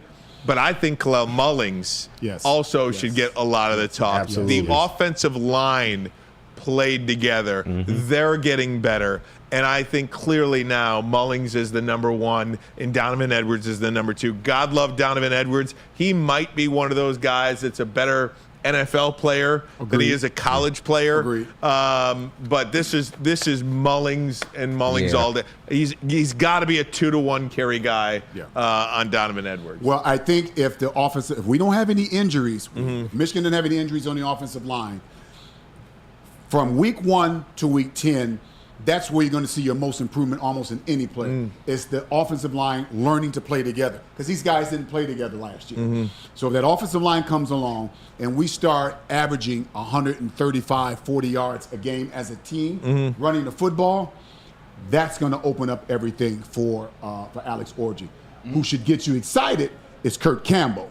He's got to know what he has in his quarterback, and he's got to know how he's being scouted and going to be defended. You've got to make people think that he might pass it, and so you can't stack the box on Alex Orji. The one thing this team needs, I'm not saying anything, but the one thing they need immediately, like right now, is somebody that the quarterback can depend on, not named Colston Loveland. Yeah. Whether it's Samaj Morgan, I mean, if you look at if you look at this team over the last few years, if they needed a big play from a wide receiver, they went to Ronnie Bell. Yep. If they needed a big play from a wide receiver, they went to Roman Wilson. Yep. Each team had that guy recently that made you feel real good about a third down situation. Who can we go to? And I understand Colston Loveland is the best tight end in America right now. I get it. But you need a wide receiver to step up. Is it Samaj Morgan? I mean, there was a couple of plays, and you can see the visible dissatisfaction from Samaj Morgan. He was open twice for sure touchdowns, and he was not seen. So I say that, and then I go back to these two plays where there's nobody 50 yards around him, and Morgan is losing his mind, which he shouldn't do either. Well, but Loveland, he's frustrated yeah, too. Loveland's going to start getting double when he comes back. When they realize, wow, they don't have Davis Warren. They're only going to throw 20 to 25 times a game, and so Loveland's going to get 8 to 10 to 12 of those targets. So he can't rely on him, because he's going to start getting bracketed and double teamed. So those wide receivers, whether it's Samaj or Ronnie Bell's younger brother, whoever it might be, they have to start making plays outside the hash marks. Can Will Johnson play both ways? You may need him to. Yeah, I don't know. I wouldn't do that. I wouldn't do it either. I mean, unless it's something that he was working on and I don't know if I don't know, although I don't know, he's got great hands and great feet. I don't know if Donovan Edwards have the speed and the hips to run great routes. He has got great receiving skills for a running back, and I don't know if he can if you can create a mismatch, put him out there and see who covers him, and if he gets a linebacker on him, you can have him work in the secondary and use him as well. It's a great point, Stan. Kirk Campbell, the offensive coordinator at Michigan, should call up Ben Johnson. Yeah. Because that's a scenario where you could have a David Montgomery, Jahmyr Gibbs on the field together at all times. Yes. And they should have a Mullings and Donovan Edwards package. Absolutely. Why not? I mean, stick your playmakers on the field at the same time. Just because one's on the field doesn't mean the other has to be on the bench. Not at all. So great stuff there. And college football is interesting this year. There doesn't seem to be a dominant team. There just doesn't. No. Anybody can be. I mean, Texas is real good. Yeah. I mean, is Texas yeah, I guess Texas would How be about that Georgia? team. This is a hell of a weekend in college football. Alabama, by the they way.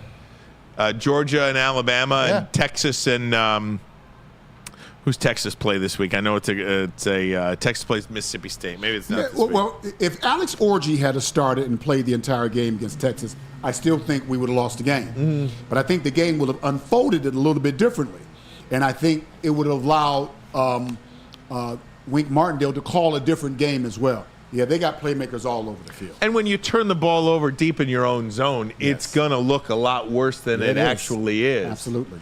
So there's that. Michigan moved up to number 12. Oh, there you go. In the top 25. All right. How about that? Knew that was going to happen. No doubt. All right, guys. More coming up next. But first, a message from Sabbath Coffee. That's you. baby. That's Sabbath me, baby. Coffee? Come on. Sabbath Coffee. You can go pick it up in the bag. You can grind it yourself, or you can pick up the cans like they have. It's absolutely amazing. Their nitro cold brew comes in a nice 12-ounce can. You pound it. I promise you, you will have energy throughout the day. Sabbath Coffee Roasters, official sponsor of Woodward Sports. Post-game show, pre-game show, and all game shows every Sunday right here on Woodward. Yo, let me just say, I love Planet Fitness. Trying out Planet Fitness and dang, they got lots of equipment. Not me getting a Planet Fitness membership just for the 24-hour perk. Listen, the PF Black Card is worth every penny for this hydro massage. I'm a new man. Did y'all know that the PF app has workouts you can do at home? Cheapest therapy I can find is Planet Fitness. All the benefits, all for less. Planet Fitness, big fitness energy for all. Braylon Edwards here, Premier Pet Supply. Man, just looking around, who's got it better than pets?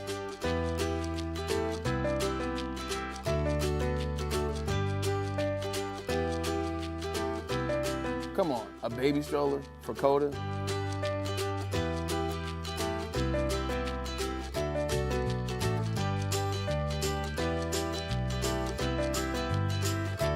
A chef for Lola? Really?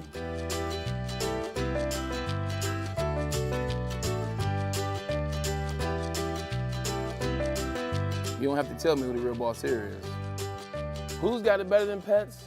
Nobody, especially here at Premier Pet Supply. For over 30 years and more than 13 locations, Premier Pet Supply has everything that your pet can dream of. And guess what? It's all under one roof. Premier Pet Supply, family owned, operated, and proud to call Metro Detroit home. Check out premierpetsupply.com or scan the QR code today. Who's got it better than pets? Nobody! Can't get enough Lions coverage? Make sure you catch all Woodward sports shows every game day. Wake up with Woodward and Maine, giving you the latest insight into the Lions locker room and press conferences. Then join the Lions pregame show, highlighting key matchups, injuries, and what to watch for during the game. Follow all the ups and downs of the live game action with our Woodward Watch Party live on YouTube and woodwardsports.com. After the game, check out the instant fan and host reactions with the Lions postgame show. Every game, it's wall-to-wall, kneecap-biting, high-fiving, chest-pumping Lions coverage. Hell yeah! Only at Detroit's #1 sports network, Woodward Sports. Woodward Sports, let's go. How would you like to play with a legend like Darren McCarty, Kirk Gibson, Calvin Johnson, or Stan's son, Braylon Edwards? It's the Randy Wise Celebrity Golf Tour. Register today and you can play like a VIP, but go to woodwardsports.com or scan that QR code above my head. And when it comes to your next car or truck, make the wise decision, y'all. It's Randy Wise Automotive. Man. Guys, have you ever thought about volunteering, but you didn't know where to start? Well, start with the Salvation Army's Red Kettle campaign. Visit registertoring.com to sign up for some shifts. You'll have an option to choose a 2-hour session at a physical Red Kettle site. Those are the ones that are outside of storefronts. Or you can participate in a virtual bell ringing shift. Start raising funds from the comfort of your own home. Virtual bell ringers can sign up right now and start raising funds at any time. Traditional bell ringers, that begins Friday, November 7th, runs through Christmas Eve, but not on Thanksgiving or on Sundays. To sign up for volunteer shift, please visit registertoring.com. That's registertoring.com. That's such a great cause. Baby. Absolutely. We do that for Fox 2 as well.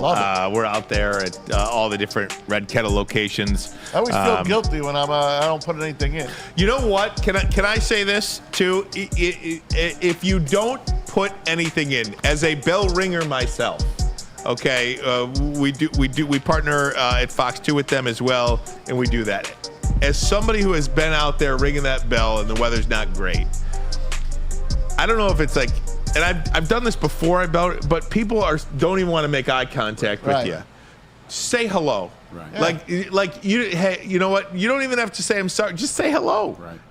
It doesn't cost you anything to say hello. I'm one of those guys though, where if I don't have the change or something, I'm just like, sorry, bro. Sorry, bro. Walk of shame. Because if you're out there, if you can give, great. Yeah.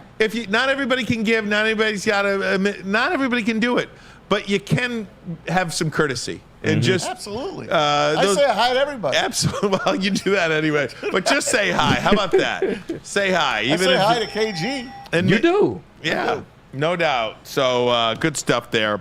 All right, I have a brain fart now. Oh, by the way, you know what? We didn't go over our the picks. Our picks. We got to last week. You had a good week, Maz. I had a good week. That's why I'm bringing it up. Okay. Our picks brought to you by Caesars, of course. Going in, let's see. I'll start with KG, who's our leader. Yes. Kenny went 5-2 again. Oh my gosh, Kenny! He is 12-7 overall. Kenny, told y'all, man. I'm in second place, but I had the best week. I went 6-1. I'm 11-8 on the year. You went 6-1. 6-1. What was your loser? My loser was it the Bears? Yeah, the Bears. The Bears were my loser. What did I go? 7-0. Ryan went 2-5. Damn right. He's 6 up and 13 down. You suffering, Ryan. Braylon went 3-4. He's 8-13, but he's going to tell you, I told you that one's going to win. And then Pete went 4-3 this week. He's 6-13 as well. So there you go. Tonight we got Monday Night Football, guys. Yeah, we got a doubleheader tonight. Right. First game 7:00. It's the Jags at the Buffalo Bills. Here's the number. The Buffalo Bills are a 5.5-point favorite. And Ryan and I have been preaching the 5.5-point number, which is now 10-1. If you take the underdog in the 5.5-point spread to win outright, you are 10-1 on the year, including yesterday's Carolina Panthers game. Right. Carolina was 5.5. So my brother-in-law, I tell him, you got to bet Carolina even. So he's like, I'll bet him on the money line. Right. It was only a 2-1 money line. Not enough. So you know right away, Vegas knows something. Yeah. And they did. Yeah, they did. So Buffalo might be losing tonight to the Jacksonville Jaguars. Trevor Lawrence has got to play a good game eventually, right? What do you make of Trevor Lawrence, Stan? Because I've never been a fan of this kid. He was can't miss coming out of high school. If you remember when he came to Clemson, they had already had, I forget the guy's name who was the starting quarterback, and Dabble Sweeney told him, you probably need to transfer because we got this kid named Trevor Lawrence coming in, and he's going to start as a freshman. It wasn't DJ Uyunglele. No, it wouldn't. No, it wouldn't. Right? And then going through the draft, 3 years ago now, he was can't miss again. He's very talented. He's very talented. He can play. I just think it's back to one of those things that he hasn't had the right now. They're doing pretty well down there. Mm-hmm. They're doing pretty well down there in Jacksonville. He's got a good coach. I think those guys will make some noise, but I still think as a team, and he gets responsible for winning losses as a quarterback, I still think they're about 2 to 3 years away to getting a good defense and to make sure that they can make sure to showcase that he's one of the top quarterbacks in the league. Right now, he's probably number 15-ish, give or take. Mm-hmm. I just don't think he's in the right situation to help him develop the way he can and potentially be one of the top 10 quarterbacks. He won a playoff game, could have won 2 just a couple of years ago. Yep. How about the second game? Maze, just give me a minute on Jacksonville. Please do. The Buffalo Bills are a team that surprised me this year, too, because I thought Buffalo was going to take a turn for the worse this year. Wrote them off. And I did too, Kenny. But there's something about the Bills that I don't know if it's what happens on a team when you lose really your most outspoken player, your best player in many respects, Stephon Diggs. it feels like the team's just coming together, or they're just adding a run game. Maybe that run element is just doing so much for these guys. I can't put my finger on how Buffalo has kind of turned the page and gotten better, because I feel like, and I was totally wrong about them, I feel they're a better team than they were a year ago. Well, is it Scott McDermott? Sean McDermott. Sean Sean McDermott. I'm McDermott, sorry. yep. Sorry, Scott. His brother Scott. Exactly. We think. He's an elite football coach that hasn't had elite talent on both sides of the ball at the same time. So I think he brought a great culture there. He makes sure that those players come ready to play almost every week. They very rarely are out of games. And I think losing Stephon Diggs and because everybody thought, well, you know, is he going to be able to be a problem for Stephon Diggs when he went to Houston? Is he going to be a problem for C.J. Stroud? You know, he's kind of boisterous, gets up in your face. He was the kind of guy that was talented that you really needed to rid yourself of, because he was not helping them get over the hump. Very good player, a top 10 receiver in the league, but he's not a good team player. So I'm not surprised that they haven't taken a fall back by losing him, because they have a good culture there. I think they still need to shore up that defense and get one more playmaker on offense, and they can get back to the AFC Championship game. Jags are winning tonight. Straight up. Jags are beating the Bills tonight. Okay. You can book it.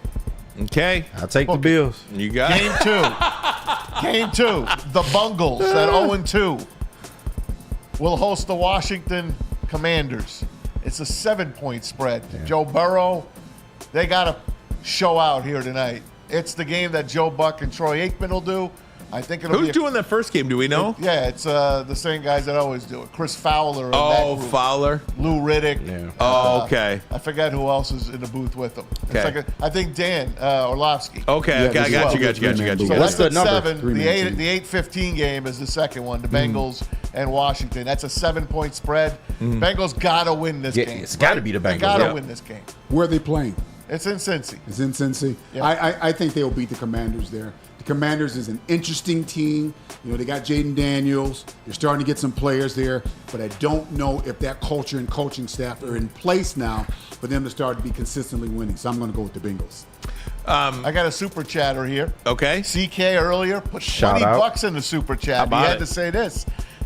He's like, having seen the D-line at full power, and with Davenport maybe out for the year, any chance Brad Holmes picks up the phone on Hassan Reddick? He wouldn't just keep the line where it is. It would be that and then some. He thinks Hassan Reddick would be a great addition. We kind of all know that he probably will not go out and sign a free agent. I just don't see it.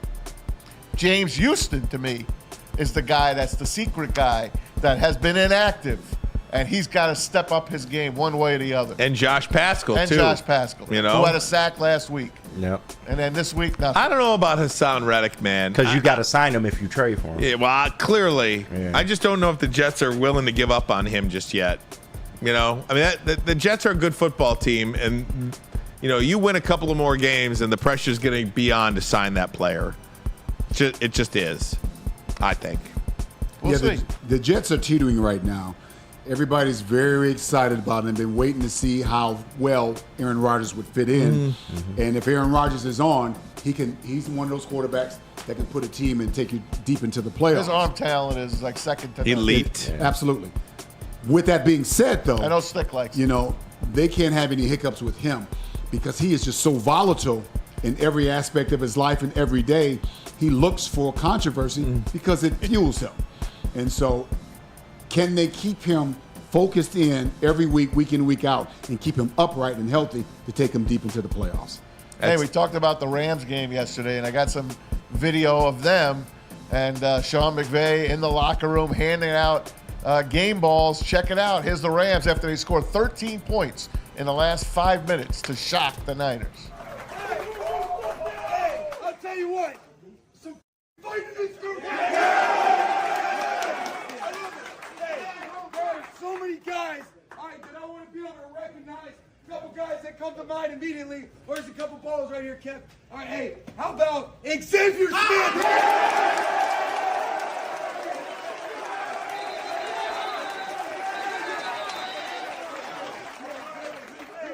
How about this guy just producing TD day in, day out, Kyron Williams?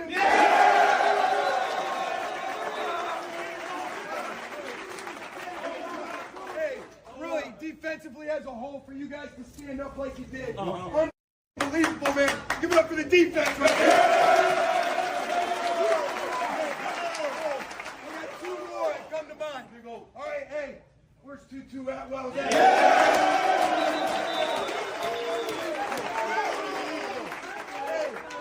hey, last one. Hey, this guy play in, play out, sat in the pocket, made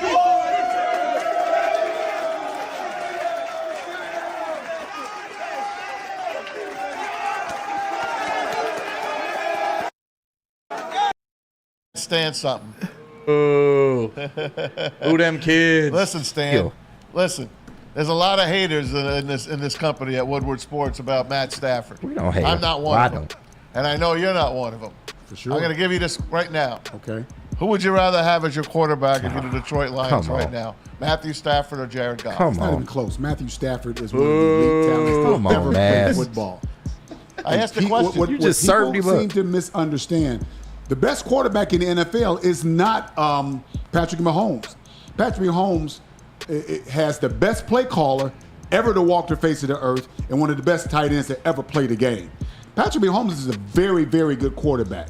Other than that, he's not great. You take Andy Reid, Travis Kelce away from him, he's probably 6th or 7th best in the league. I don't know about that, Stan. I know. Are you at I get Sam? it, but that's how I feel about that guy. Stand on He's a good business, quarterback. Stan. Braylon would take you to task on Yeah. that. Oh. It wouldn't be the first time. But so, again, you know. but again, I think we talk about this a lot, though. And we just mentioned it earlier. 90% of the NFL is where you go. Yes. 90%. If Patrick Mahomes, and he's a great player, goes somewhere where the coach doesn't value how athletic he is, maybe he doesn't allow him to be Patrick Mahomes that we know him to be now. You have to have, if Steve Kerr or Mark Jackson doesn't allow Steph Curry to be Steph Curry, how many coaches you shoot from half court, you're on the bench. Yep. You're sitting right next to you. You're going to run my offense. You know what I mean? If you have a coach like that, you don't become that guy. Hopefully I don't stick my foot in my mouth. Besides Darius Slay, name me 3 elite all-pro players that played on defense during the Matthew Stafford tenure. Oh, and Ndamukong Suh. That's right off the top of my head. Fairley, I think, was another solid. He wasn't all pro. He was I all would just pro. tell you, Stafford never had a running game. He never had a running game. I was coming to that. Or to that next. consistent I would go offensive there. line. Defense wins championships. I know, Yeah. but 2014, that team was ready to win. Yeah, that defense was that ranked team number got 2. robbed. Yeah. That team got robbed. That 20 against the Dallas Cowboys. That team got robbed. They didn't get robbed. Stafford couldn't get the ball done. They didn't get robbed. They got the ball back with 5 minutes to Matthew go, and Stafford couldn't take get the it Detroit done. Lions to the playoff the year after Megatron retired. Absolutely, he did. Yeah. He did. What they did in that game was rest my something different. case. And he lost. And he What lost. they did in that game was different. Hey guys, one more break. I got to take one more break. We'll be back to wrap it up. An NFL icon passed away yesterday. We're going to talk about that. Get you some thoughts as well on final picks tonight. Ryan, why don't you tell us about the pregame show? Let me tell you about that. Game day, wake up with Woodward and Maine, your source for the insider information. Defending NFC North champions with insights from media legend Terry Foster, rising star Matt Broder. That is 8 a.m. to 9, Sunday morning. Woodward and Maine, brought to you by Tangerine Space Machine. Taller, your local long drink. I see those everywhere now, by the way. So good. Sabbath Coffee and Tullamore Dew Irish Whiskey. Don't forget about the pregame show, the New Holland Brewing Company Lions pregame show with Neil Rule and Sean Belegian, 10 a.m. to noon on Woodward Sports, live at the second best bar in Detroit. Join us every Sunday live at the second best bar in Detroit for home games. Detroit's #1 sports network, brought to you by Tangerine Space Machine, Taller, your local long drink, Sabbath Coffee, and Tullamore Dew Irish Whiskey. Stop searching for a vehicle and start finding one. Les Stanford Chevrolet Cadillac makes it easy. We harness the power of multiple dealerships and own the biggest selection of GM brands in the area to get you the car you need. With the Les Stanford Group, you'll have access to 4 different dealerships, providing you with more makes, more models, and more choices. We're connected to more than 1,000 vehicles, and with so many high-quality CPO vehicles available, you'll find new car quality at pre-owned prices. You can start and end your search at lesstanford.com today. Yo, let me just say, I love Planet Fitness. Trying out Planet Fitness and dang, they got lots of equipment. Not me getting a Planet Fitness membership just for the 24-hour perk. Listen, the PF Black Card is worth every penny for this hydro massage. I'm a new man. Did y'all know that the PF app has workouts you can do at home? Cheapest therapy I can find is Planet Fitness. All the benefits, all for less. Planet Fitness, big fitness energy for all. A ton of fun, a ton of sports, and a ton of man meat. Welcome to the Woodward Heavyweights, live daily 5 to 7 p.m. on Woodward Sports. Hey, let me tell you about Swiss Insurance. Whether you want to insure a boat, you got a car, you got a moped, whatever you got in the garage, Swiss can do it for you. And they'll even insure your garage and the whole house and anything you got. All types of insurance. Mark got you covered. All you got to do is email him right now, Mark, M-A-R-K, at SwissINS.com. That is Mark at SwissINS.com.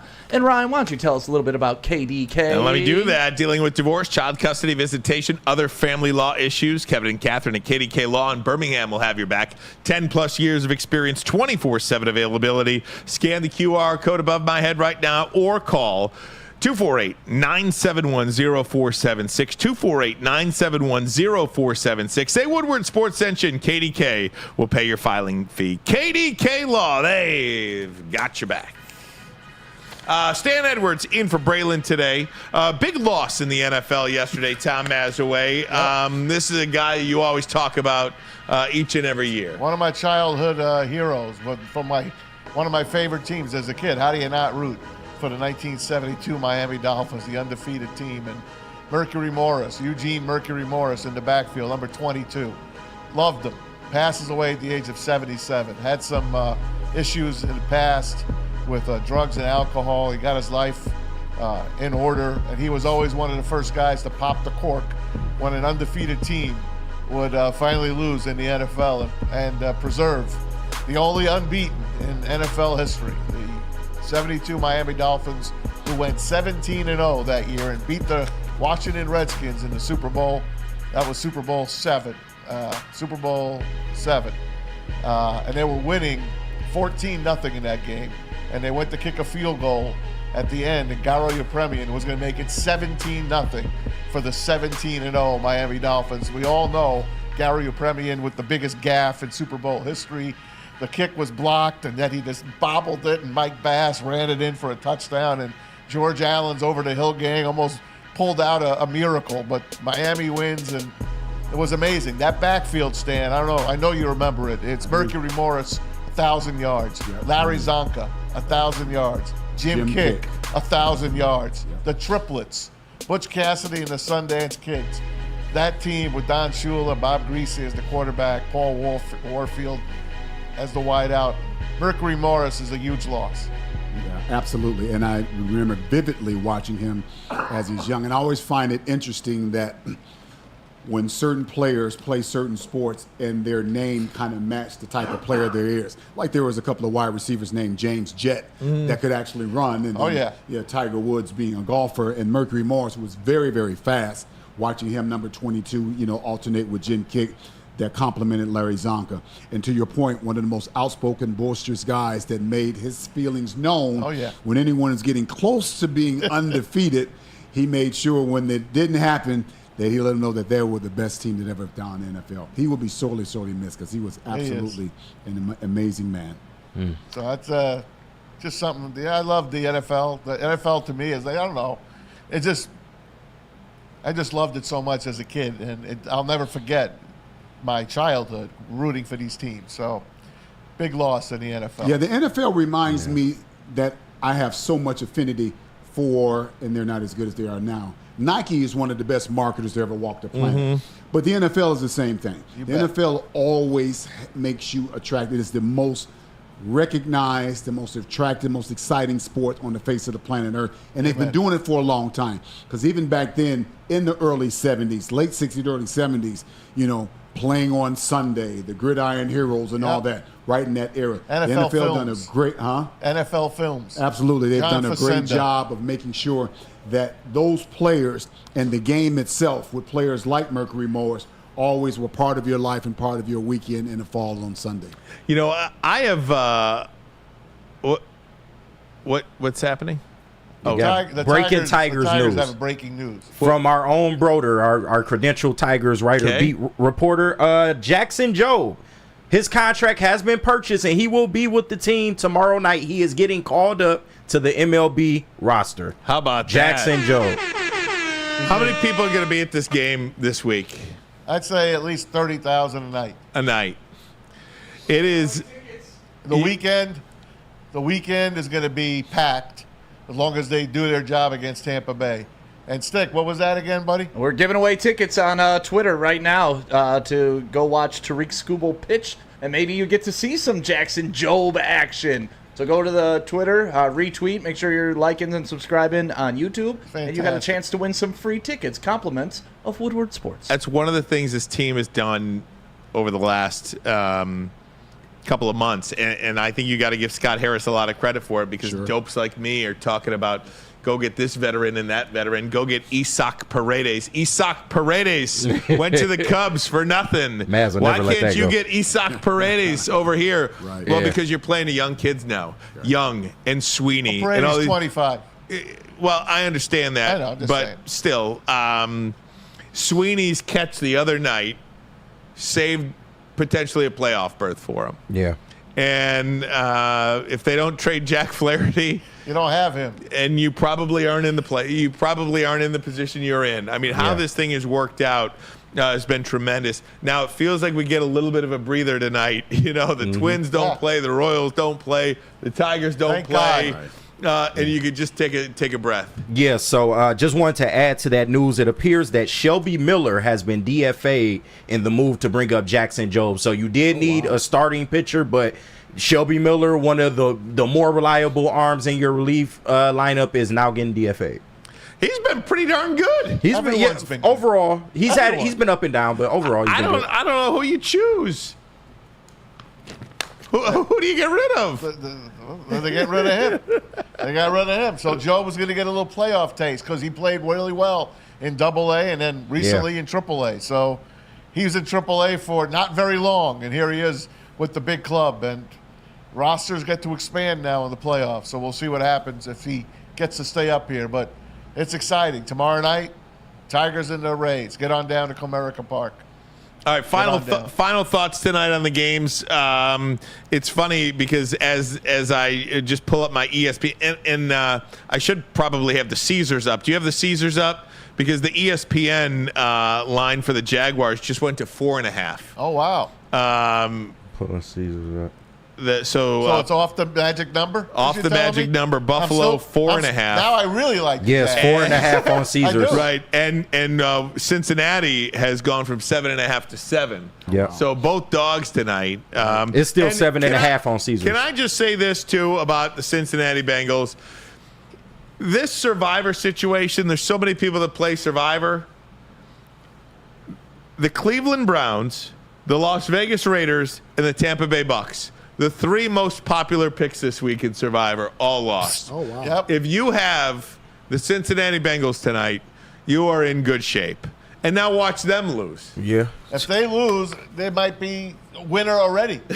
Because I know a lot of people picked the Jets already on Thursday night. There could be a winner already in Survivor. Do you know how Survivor works there, Stan? I do not, actually. You pick one game a week. It's a pool that you get in. It depends on where you're playing. Sure. One game a week, one winner a week, just to win the game. But you can't pick that team anymore as the weeks go on. Oh, really? So the first week, Cincinnati was playing the Patriots, and it was 8.5 the spread. Right. More than likely, even people that don't even know the game, they're gonna oh, that's the biggest spread.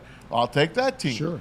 So the Bengals, and what they do, they shot themselves in the foot, and the Patriots beat them. That knocked out about 60% or more of the people in week one. And then it just keeps going. The NFL has got this. Do you see the spreads? Yeah. There's no spread over 6. There's really everything is yesterday was 1.5, 2.5, 4, 5, 3. I mean, really, it's incredible, man. It's like a Broadway show that the NFL is putting together. Yeah. You don't know what the hell is going to happen. It is incredible. No, you don't. Absolutely. Yeah. Good stuff. What are you doing tonight, Maz? Anything? I'm watching the doubleheader. I just, like I said, I just got home. I'm looking forward to going home and just relaxing in my own house, put my feet up. Have you been home yet? No, I haven't been home. Straight here from the airport. Yeah, I haven't been home since Friday morning. Stan, this has been absolutely so much fun. Now paint a picture for is Stan Edwards going home and watching Monday Night Football, or what do you got going on? You got a honey-do list, or are you watching football? Yes. Yes and yes. Yes. Yes and yes. Absolutely. But the good news that my honey likes watching Monday Night Football too. So it works out well. I just got to make sure I get the list done first. Exactly. You gotta come back more often now. I know, man. This is so great. Yeah. Stan's like, well, hey, he'll have a golf shot tournament coming up soon. Right. I'll have to attend, and then I'll come in and pinch it again, I suppose. All right. I love it. Yep. Thanks, Stan. KG, what do you got going on tonight? Nothing. Just prepping some fantasy stuff for the Woo Crew Fantasy League and watching the game, man. Should be fun. Stick? You know what it is. It's Monday night. We're gonna be on the couch. We're gonna be watching football and doing nothing else. So do not bother me. Do not tweet me. Do not text me. Do not call me, because I don't get to watch football like I love to on Sundays because of all the broadcasts and stuff. So Mondays are my holy grail days for football now. And good for you that you get a doubleheader tonight. Gotta love the doubleheaders. Gotta love the doubleheader. You better let your little girl start watching it, man. You know, my kids love football. They love baseball. I come home. And I come home, and I'm not home for a while. I'll be home, and my kid's got a baseball game on. Yeah, Anna was rocking her Tigers hoodie today when she went to second grade. So I did good. Very proud of that. It's so nice to be able to pass on Lions like fandom and not feel like you're abusing your child. Absolutely, no doubt. Jackson Jobe, everybody, is on the big club. Thanks to Matt Broder for that nugget. That'll do it for us. Enjoy the games tonight, ladies and gentlemen. For Stan Edwards, Tom Mazway, KG, Stick, Spenny, and Pete Spivak, and the great Braylon Edwards. So long. We'll see ya. See you tomorrow night.